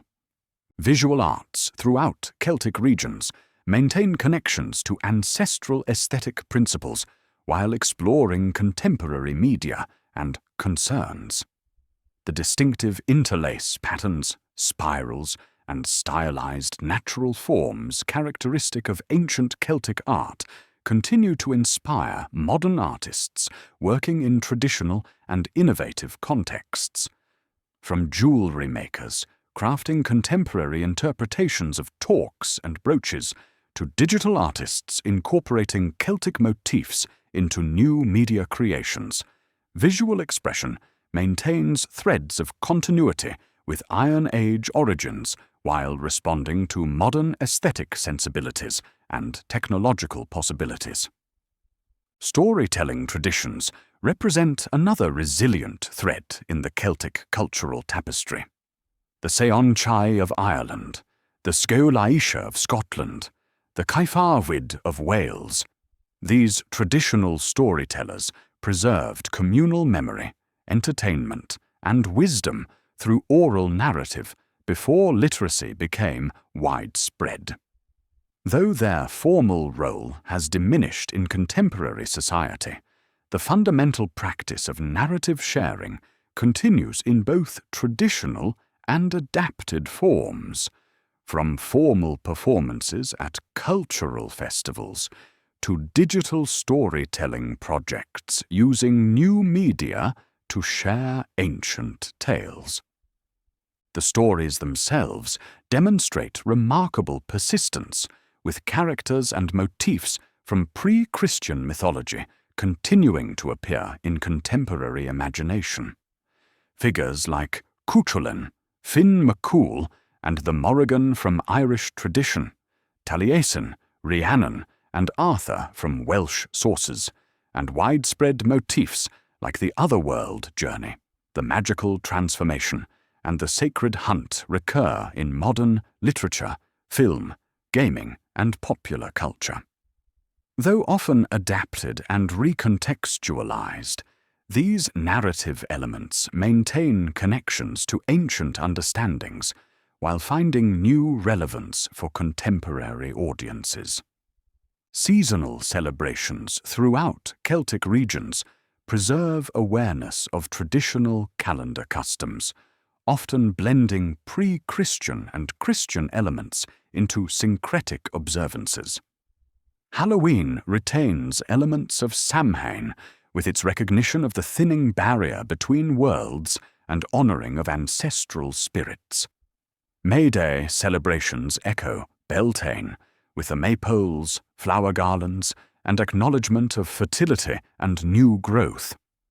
Midwinter fires and ceremonial gatherings at solstice maintain awareness of cosmic rhythms that guided Celtic understanding long before Christian calendar systems were introduced.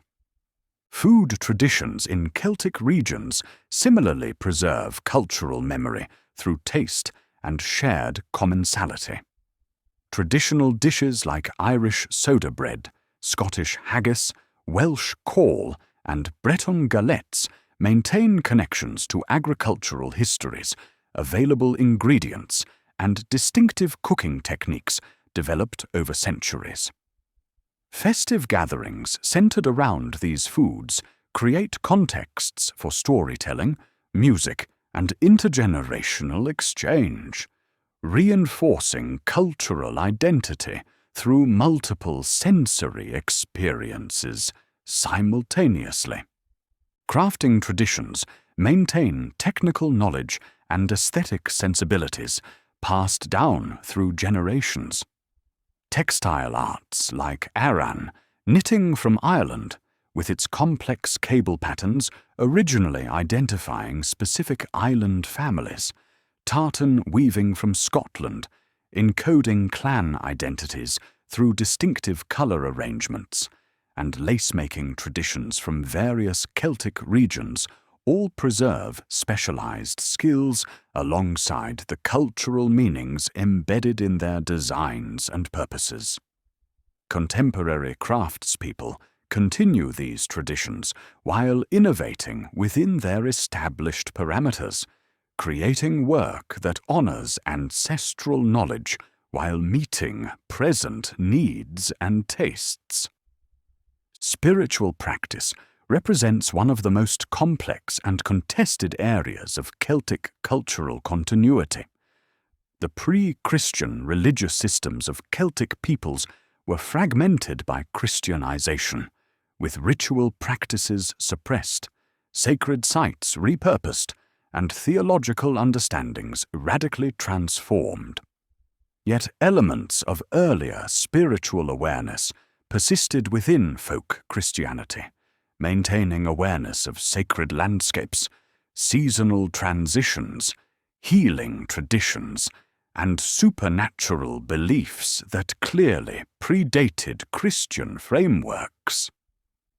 The modern Celtic spiritual revival takes various forms, from Christians exploring distinctive Celtic expressions of their faith, to neo-pagans reconstructing pre-Christian practices based on archaeological and textual evidence.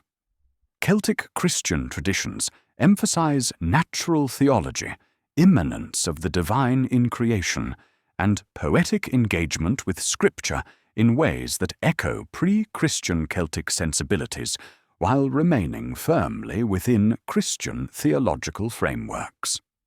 Reconstructionist pagan approaches attempt to recover ancient ritual forms and cosmological understandings, acknowledging gaps in historical knowledge while seeking authentic engagement with Celtic spiritual heritage. Between these approaches lies a spectrum of practices, drawing inspiration from Celtic sources without claiming direct historical continuity.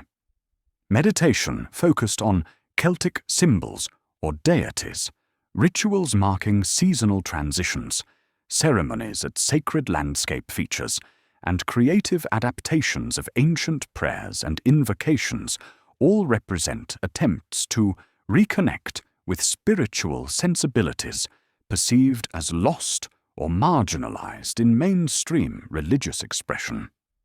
While scholars may debate the historical accuracy of such practices, their significance lies in how they maintain awareness of Celtic spiritual heritage as a living resource rather than merely an object of academic study. Tourism in Celtic regions both threatens and supports cultural continuity. The commercialization of Celtic identity risks reducing complex traditions to simplified stereotypes marketable to visitors seeking superficial encounters with authentic culture. Yet tourism also creates economic incentives for preserving language, music, crafts, and other traditional practices that might otherwise be abandoned as communities modernize. The challenge lies in developing sustainable cultural tourism that genuinely supports community values and traditions, rather than distorting them for commercial exploitation. Academic study of Celtic history, archaeology, linguistics, and literature continues to enhance understanding of these ancient cultures while informing contemporary revivals and adaptations. Scholarly excavations of Iron Age settlements, analysis of artifacts and monuments, translations of medieval texts, and reconstructions of linguistic patterns all contribute to more accurate understanding of historical Celtic reality, sometimes confirming and sometimes challenging popular conceptions of Celtic heritage. The tension between scholarly precision and popular imagination creates productive dialogue about what Celtic identity means in the modern world. Academics may critique romantic notions of Celtic spirituality or question claims of unbroken tradition, while community practitioners may challenge scholarly detachment that fails to recognize living traditions. At its best, this conversation enriches both perspectives, with scholarship providing historical context for contemporary practice and community engagement, demonstrating how cultural traditions maintain relevance through adaptive change rather than rigid preservation. Celtic identity has become increasingly global, with diaspora communities throughout North America, Australia, New Zealand, and elsewhere maintaining connections to ancestral heritage through language learning, music, dance, festival celebrations, and regular homeland pilgrimages. These communities sometimes preserve traditions that have weakened in native Celtic regions, creating reciprocal relationships where cultural knowledge flows back and forth between original territories and diaspora centres, strengthening the overall fabric of Celtic continuity. Digital technologies have created new possibilities for Celtic cultural transmission and community building. Online language courses connect learners worldwide with native speakers. Virtual archives make manuscript collections, artifact images, and audio recordings accessible to researchers and enthusiasts, regardless of geographic location. Social media platforms allow scattered communities of interest to share resources, plan events, and maintain regular contact. Digital storytelling techniques create innovative ways to share traditional narratives with new audiences. These tools extend rather than replace traditional transmission methods, creating hybrid approaches that combine face-to-face practice with digital connections. Environmental movements in Celtic regions increasingly draw upon indigenous traditions of relationship with the natural world, finding in ancestral practices models for sustainable interaction with local ecosystems. Traditional knowledge about medicinal plants, wildlife behavior, weather patterns, and agricultural techniques offers practical wisdom accumulated through centuries of close observation and adaptation to specific environments. Beyond practical applications, Celtic perspectives on the sacred character of natural features and cycles provide conceptual frameworks for developing environmental ethics responsive to contemporary ecological challenges.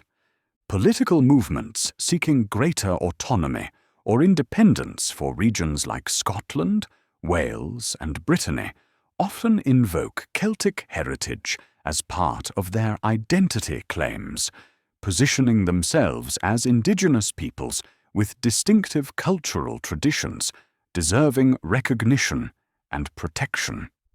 Language preservation, in particular, frequently becomes a focal point for such movements, with linguistic rights seen as inseparable from broader questions of political self-determination and cultural sovereignty. Contemporary artistic expressions drawing upon Celtic tradition demonstrate its continuing vitality and relevance. Literature in both Celtic languages and major world languages explores Celtic themes, characters, and sensibilities. Visual arts incorporate Celtic design principles and iconography into contemporary media. Theatrical and dance performances reinterpret traditional narratives for modern audiences. Musical composition continues to evolve distinctive Celtic idioms while embracing global influences. Film and television productions bring Celtic stories to international audiences. These creative engagements ensure that Celtic cultural expression remains dynamic rather than merely preserved, responding to changing contexts while maintaining distinctive character. The persistence of Celtic cultural elements through centuries of pressure toward assimilation and standardization offers inspiring examples of cultural resilience.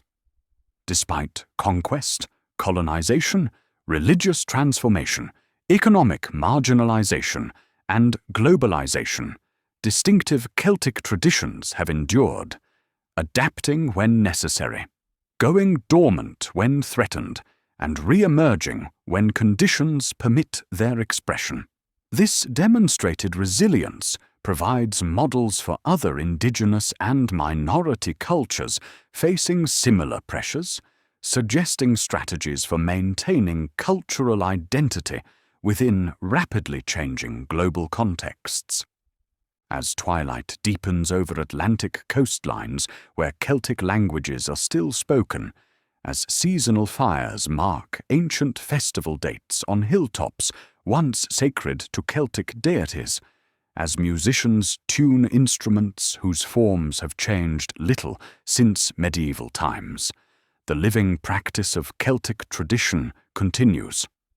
Neither fossilized museum piece nor romanticized fabrication, this tradition represents the ongoing creative engagement of communities with their cultural inheritance, honoring ancestral voices while speaking with clarity to contemporary concerns. The woven thread of Celtic identity, with its countless individual strands of practice, memory, and imagination, stretches from Iron Age hill forts to digital communities, from ancient stone circles to modern festival grounds, from medieval manuscripts to contemporary novels and films. Each generation adds new threads to this weaving, while maintaining patterns recognizable across centuries. In this continuous process of remembering, adapting, and creating anew, the Celtic spirit endures, not as fixed artifact, but as living presence, whispering through standing stones, singing in traditional melodies, and speaking in languages once nearly silenced, but now reclaiming their voice in the ongoing human conversation about meaning, beauty, and connection to place, between worlds. Between the visible and invisible, between history and myth, between memory and imagination, lies the Celtic twilight, that liminal space where boundaries blur and transitions occur. No aspect of Celtic cultural understanding more profoundly shapes its distinctive character than this recognition of liminality, the threshold spaces and moments where ordinary certainties give way to extraordinary possibilities. From ancient times to the present day, Celtic traditions have honored these in-between states, finding in them sources of wisdom, creativity, and renewal. The Celtic conception of the otherworld exemplifies this liminal awareness. Unlike afterlife realms in many religious traditions, conceived as entirely separate from earthly existence, the Celtic otherworld interpenetrates the ordinary world, separated by veils that grow thin at specific times and places. It exists simultaneously alongside ordinary reality, not distant but adjacent, accessible through caves, lakes, mist, or twilight. Tales of journeys to this realm, recorded in medieval Irish and Welsh literature, typically describe travelers crossing thresholds rather than ascending or descending, emphasizing lateral rather than vertical movement between dimensions. This cosmological understanding shapes Celtic narrative traditions, where boundaries between human and animal, mortal and divine, living and dead, remain permeable rather than fixed. Heroes like Pwyll of Welsh tradition temporarily exchange places with otherworld rulers. Figures like Etain transform between human and butterfly form. Gods and goddesses appear unexpectedly in mortal guise. Ancestral spirits return to counsel the living. These fluid boundaries reflect a worldview that perceives reality as relational rather than categorical, with identities defined by connections and contexts rather than fixed essences. Certain landscapes embody this liminal quality with particular intensity. Coastal regions, where land meets sea in constantly shifting patterns, held special significance in Celtic tradition. Islands, especially those visible from mainland shores, yet separated by sometimes treacherous waters, often served as sanctuaries, places of retreat, or entry points to the other world. Forests, with their dappled interplay of light and shadow, represented thresholds between cultivated and wild domains. Mountains, where earth reached toward sky, functioned as cosmic axis points, connecting terrestrial and celestial realms. Water crossings of all kinds carried threshold symbolism in Celtic understanding. Rivers marked boundaries between tribal territories, requiring ritual observances when crossed. Lakes, especially those with unusual characteristics, like color changes or mist formations, were perceived as portals to supernatural realms. Wells and springs, where water emerged mysteriously from Earth's depths, became focal points for healing rituals and offerings. The symbolism of crossing water as a transformative act persists in Celtic-influenced baptismal traditions, where immersion represents death to one state of being and emergence into another. Temporal thresholds held equal significance. Dawn and dusk, those moments when night and day lie in perfect balance, were recognized as powerful transition times when ordinary perceptions might shift, allowing glimpses of normally hidden realities. The Celtic calendar marked major transitions between seasons, with festivals that acknowledged not just practical agricultural shifts, but cosmological rebalancing. Samhain, November 1st, recognized the threshold between summer and winter, light and dark halves of the year. Imbolc, February 1st, acknowledged the first stirrings of spring within winter's grip. Beltane, May 1st, celebrated the threshold between spring and summer, when fertility reached full expression. Lugnasad, August 1st, marked the transition from growth to harvest, fullness to decline. These seasonal thresholds were understood as times when the membrane between worlds grew particularly thin, allowing communication between ordinary and supernatural realms. Rituals at these moments sought to negotiate safe passage through potentially dangerous transitions, honoring powers that governed cyclical transformations while seeking their blessing for community welfare. The persistence of customs associated with these dates, from Halloween, Samhain practices, acknowledging ancestral spirits, to May Day, Beltane, celebrations of fertility and renewal, demonstrates the enduring power of these temporal threshold concepts. Human life transitions received similar recognition, with rites of passage marking thresholds between major life stages. Birth, coming of age, marriage, and death were understood not as instantaneous events, but as processes requiring ritual guidance and community acknowledgement. Each represented crossing from one state of being to another, with accompanying vulnerability and potential requiring careful management through established ceremonial forms. These transition rituals created structured liminality, controlled circumstances under which necessary transformations could occur with appropriate spiritual and communal support. Celtic artistic traditions visually expressed this threshold awareness through designs that play with ambiguity and transformation. The characteristic interlace patterns of Celtic art, where lines weave over and under each other in complex relationships, create visual paradoxes that resist simple interpretation.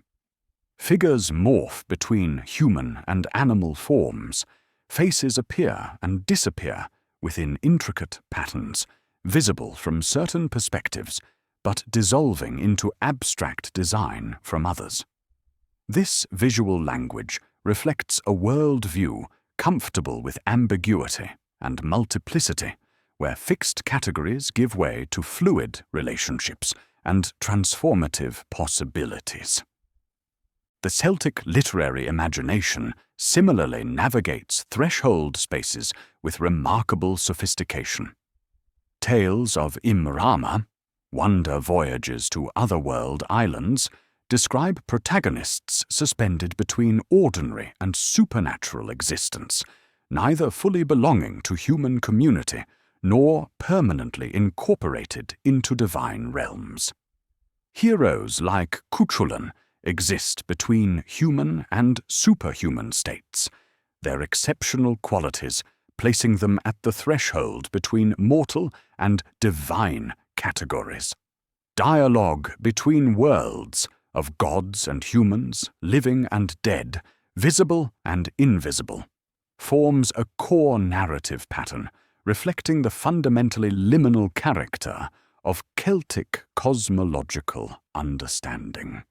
Music in Celtic traditions often carries this liminal quality through modal structures that resist simple major-minor categorization, creating emotional atmospheres that evoke yearning, mystery, and emotional states between joy and sorrow. The Sean Knows singing style, with its ornamented melodic lines and emotional intensity, creates sonic landscapes that seem to hover between ordinary expression and otherworldly keening. The distinctive drone of Willian pipes establishes sound environments where listeners experience being simultaneously in ordinary reality and transported beyond it, a musical liminality that echoes the threshold consciousness permeating Celtic cultural expression. Language itself participates in this liminal awareness. Celtic languages developed sophisticated resources for expressing conditional and subjunctive modes, grammatical structures that describe not what is, but what might be, could be, or would be under specific conditions. These linguistic features reflect comfort with hypothetical, potential, and imagined realities alongside direct experience, creating verbal gateways between actual and possible worlds. The rich tradition of verbal art in Celtic languages, from formal bardic composition to everyday wordplay, reveals cultures that recognized language itself as a threshold space where ordinary perception might open into extraordinary insight. The historical experience of Celtic peoples themselves embodies a kind of cultural liminality. Geographically positioned at Europe's Atlantic edge, neither fully continental nor entirely separate, Celtic regions occupied border zones between competing political, economic, and cultural systems. As early medieval Christian conversion transformed religious landscapes, Celtic Christian expressions emerged that preserved indigenous cultural elements within new theological frameworks, creating distinctive syntheses between traditions. Later colonial experiences placed Celtic communities between resistance and assimilation, developing complex cultural strategies for preserving identity while adapting to dominant political realities. Contemporary Celtic identity continues to navigate threshold spaces between tradition and innovation, between local and global influences, between academic reconstruction and lived practice. Language revitalization efforts balance scholarly accuracy with practical usability. Music maintains distinctive regional characteristics while engaging with global influences. Religious expressions range from reconstructed paganism to syncretic spirituality to distinctive Celtic Christian practices. This ongoing negotiation between seemingly opposed categories, finding middle paths that incorporate elements from multiple traditions, represents not confusion, but creative synthesis, consistent with the liminal awareness central to Celtic cultural understanding. Tourism in Celtic regions creates another form of contemporary liminality. Spaces where visitors temporarily step outside ordinary existence into what they perceive as more authentic or traditional environments.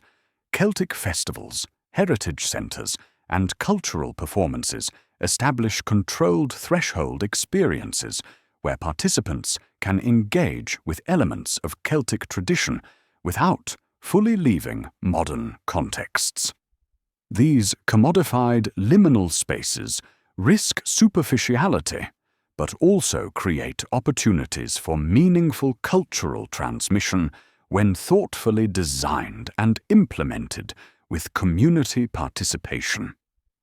Environmental awareness in Celtic regions increasingly recognizes the significance of ecotones, transition zones between distinct ecosystems, where biodiversity often reaches peak expression. Just as cultural liminality produces creative synthesis, these biological threshold zones generate ecological innovation and resilience. Traditional Celtic recognition of threshold spaces finds contemporary expression in conservation efforts focused on preserving these transitional environments, coastlines, wetlands, forest edges, and other liminal landscapes where natural creativity manifests most intensely. Political movements in historically Celtic regions frequently operate in liminal space between autonomy and integration, seeking balanced relationships that preserve distinctive cultural identity within larger political frameworks. Language policies acknowledge threshold realities by promoting bilingualism rather than exclusive linguistic territories. Governance structures increasingly recognize the creative potential of intermediate solutions between centralization and complete independence. These approaches reflect the traditional Celtic comfort with threshold states that defy simple categorization. Artistic expressions drawing upon Celtic heritage continue to explore liminal themes and experiences. Literature depicts characters navigating between worlds, identities, and states of being. Visual arts play with transformative imagery and ambiguous forms. Theatrical performance creates temporary realities where ordinary and extraordinary intermingle. Film and digital media explore Celtic narratives through technologies that themselves create threshold experiences between actual and virtual realities. These creative engagements maintain awareness of liminality as a core characteristic of Celtic cultural expression, while finding contemporary forms for its exploration. The Gaelic concept of thin places, locations where the boundary between ordinary and extraordinary reality seems especially permeable, has gained broader cultural recognition beyond Celtic regions. People from diverse backgrounds seek out landscapes, architectural sites, or ceremonial contexts where everyday awareness might open into deeper perception, where the habitual filters of ordinary consciousness might temporarily lift. This widespread hunger for threshold experience suggests that the Celtic appreciation for liminality speaks to something fundamental in human consciousness, a recognition that reality encompasses more than what pragmatic attention typically reveals.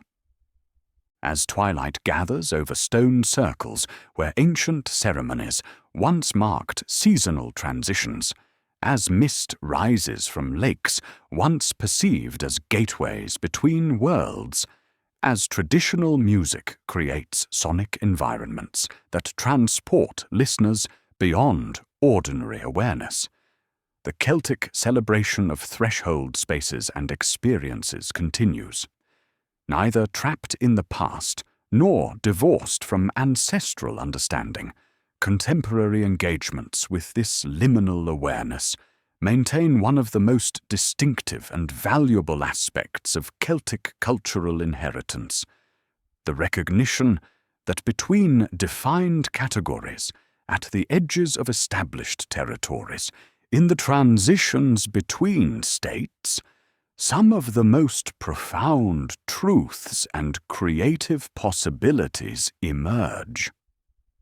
In honoring these threshold spaces, geographical, temporal, psychological, and spiritual, Celtic traditions offer an alternative to rigid categorization and separation. They invite recognition of the connections rather than divisions between seemingly opposed states: human and animal, material and spiritual, traditional and innovative, individual and communal, past and present. This perspective offers valuable resources for navigating a world increasingly dominated by binary thinking and artificial separations, suggesting instead a consciousness that finds wisdom and creativity precisely in the spaces between established positions. The ancient Celts crafted objects of extraordinary beauty, told tales of wonder and transformation, developed sophisticated understandings of natural cycles, and established communities with distinctive cultural expressions.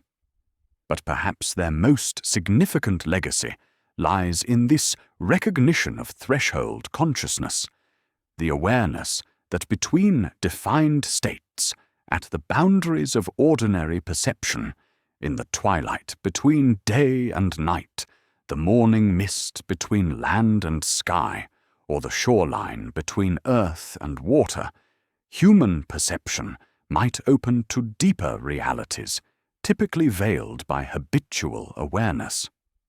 This Celtic twilight, not merely nostalgic romanticism, but genuine liminality, where ordinary perception gives way to extraordinary possibility, remains accessible not just in heritage sites or historical reconstructions, but in daily moments of transition and threshold crossing. Each dawn and dusk, each shoreline where waves transform solid ground into fluid motion, each forest edge where cultivated meets wild, each transition between seasons, all offer invitations to threshold awareness, to Celtic consciousness that recognizes how apparent opposites might meet in creative synthesis rather than conflict. As the wheel of the year turns, as languages once silenced reclaim their voice, as ancient melodies find new expression in contemporary instruments, the Celtic journey continues, following neither straight line nor perfect circle, but spiral path that returns to similar terrain at different levels, maintaining connection with origins while moving forward into new territory. In this balanced movement between remembering and creating, between preserving and innovating, between honoring the past and embracing the future, the Celtic spirit finds its most authentic expression. Not fixed in amber, but alive in the liminal spaces between worlds, where all true magic happens.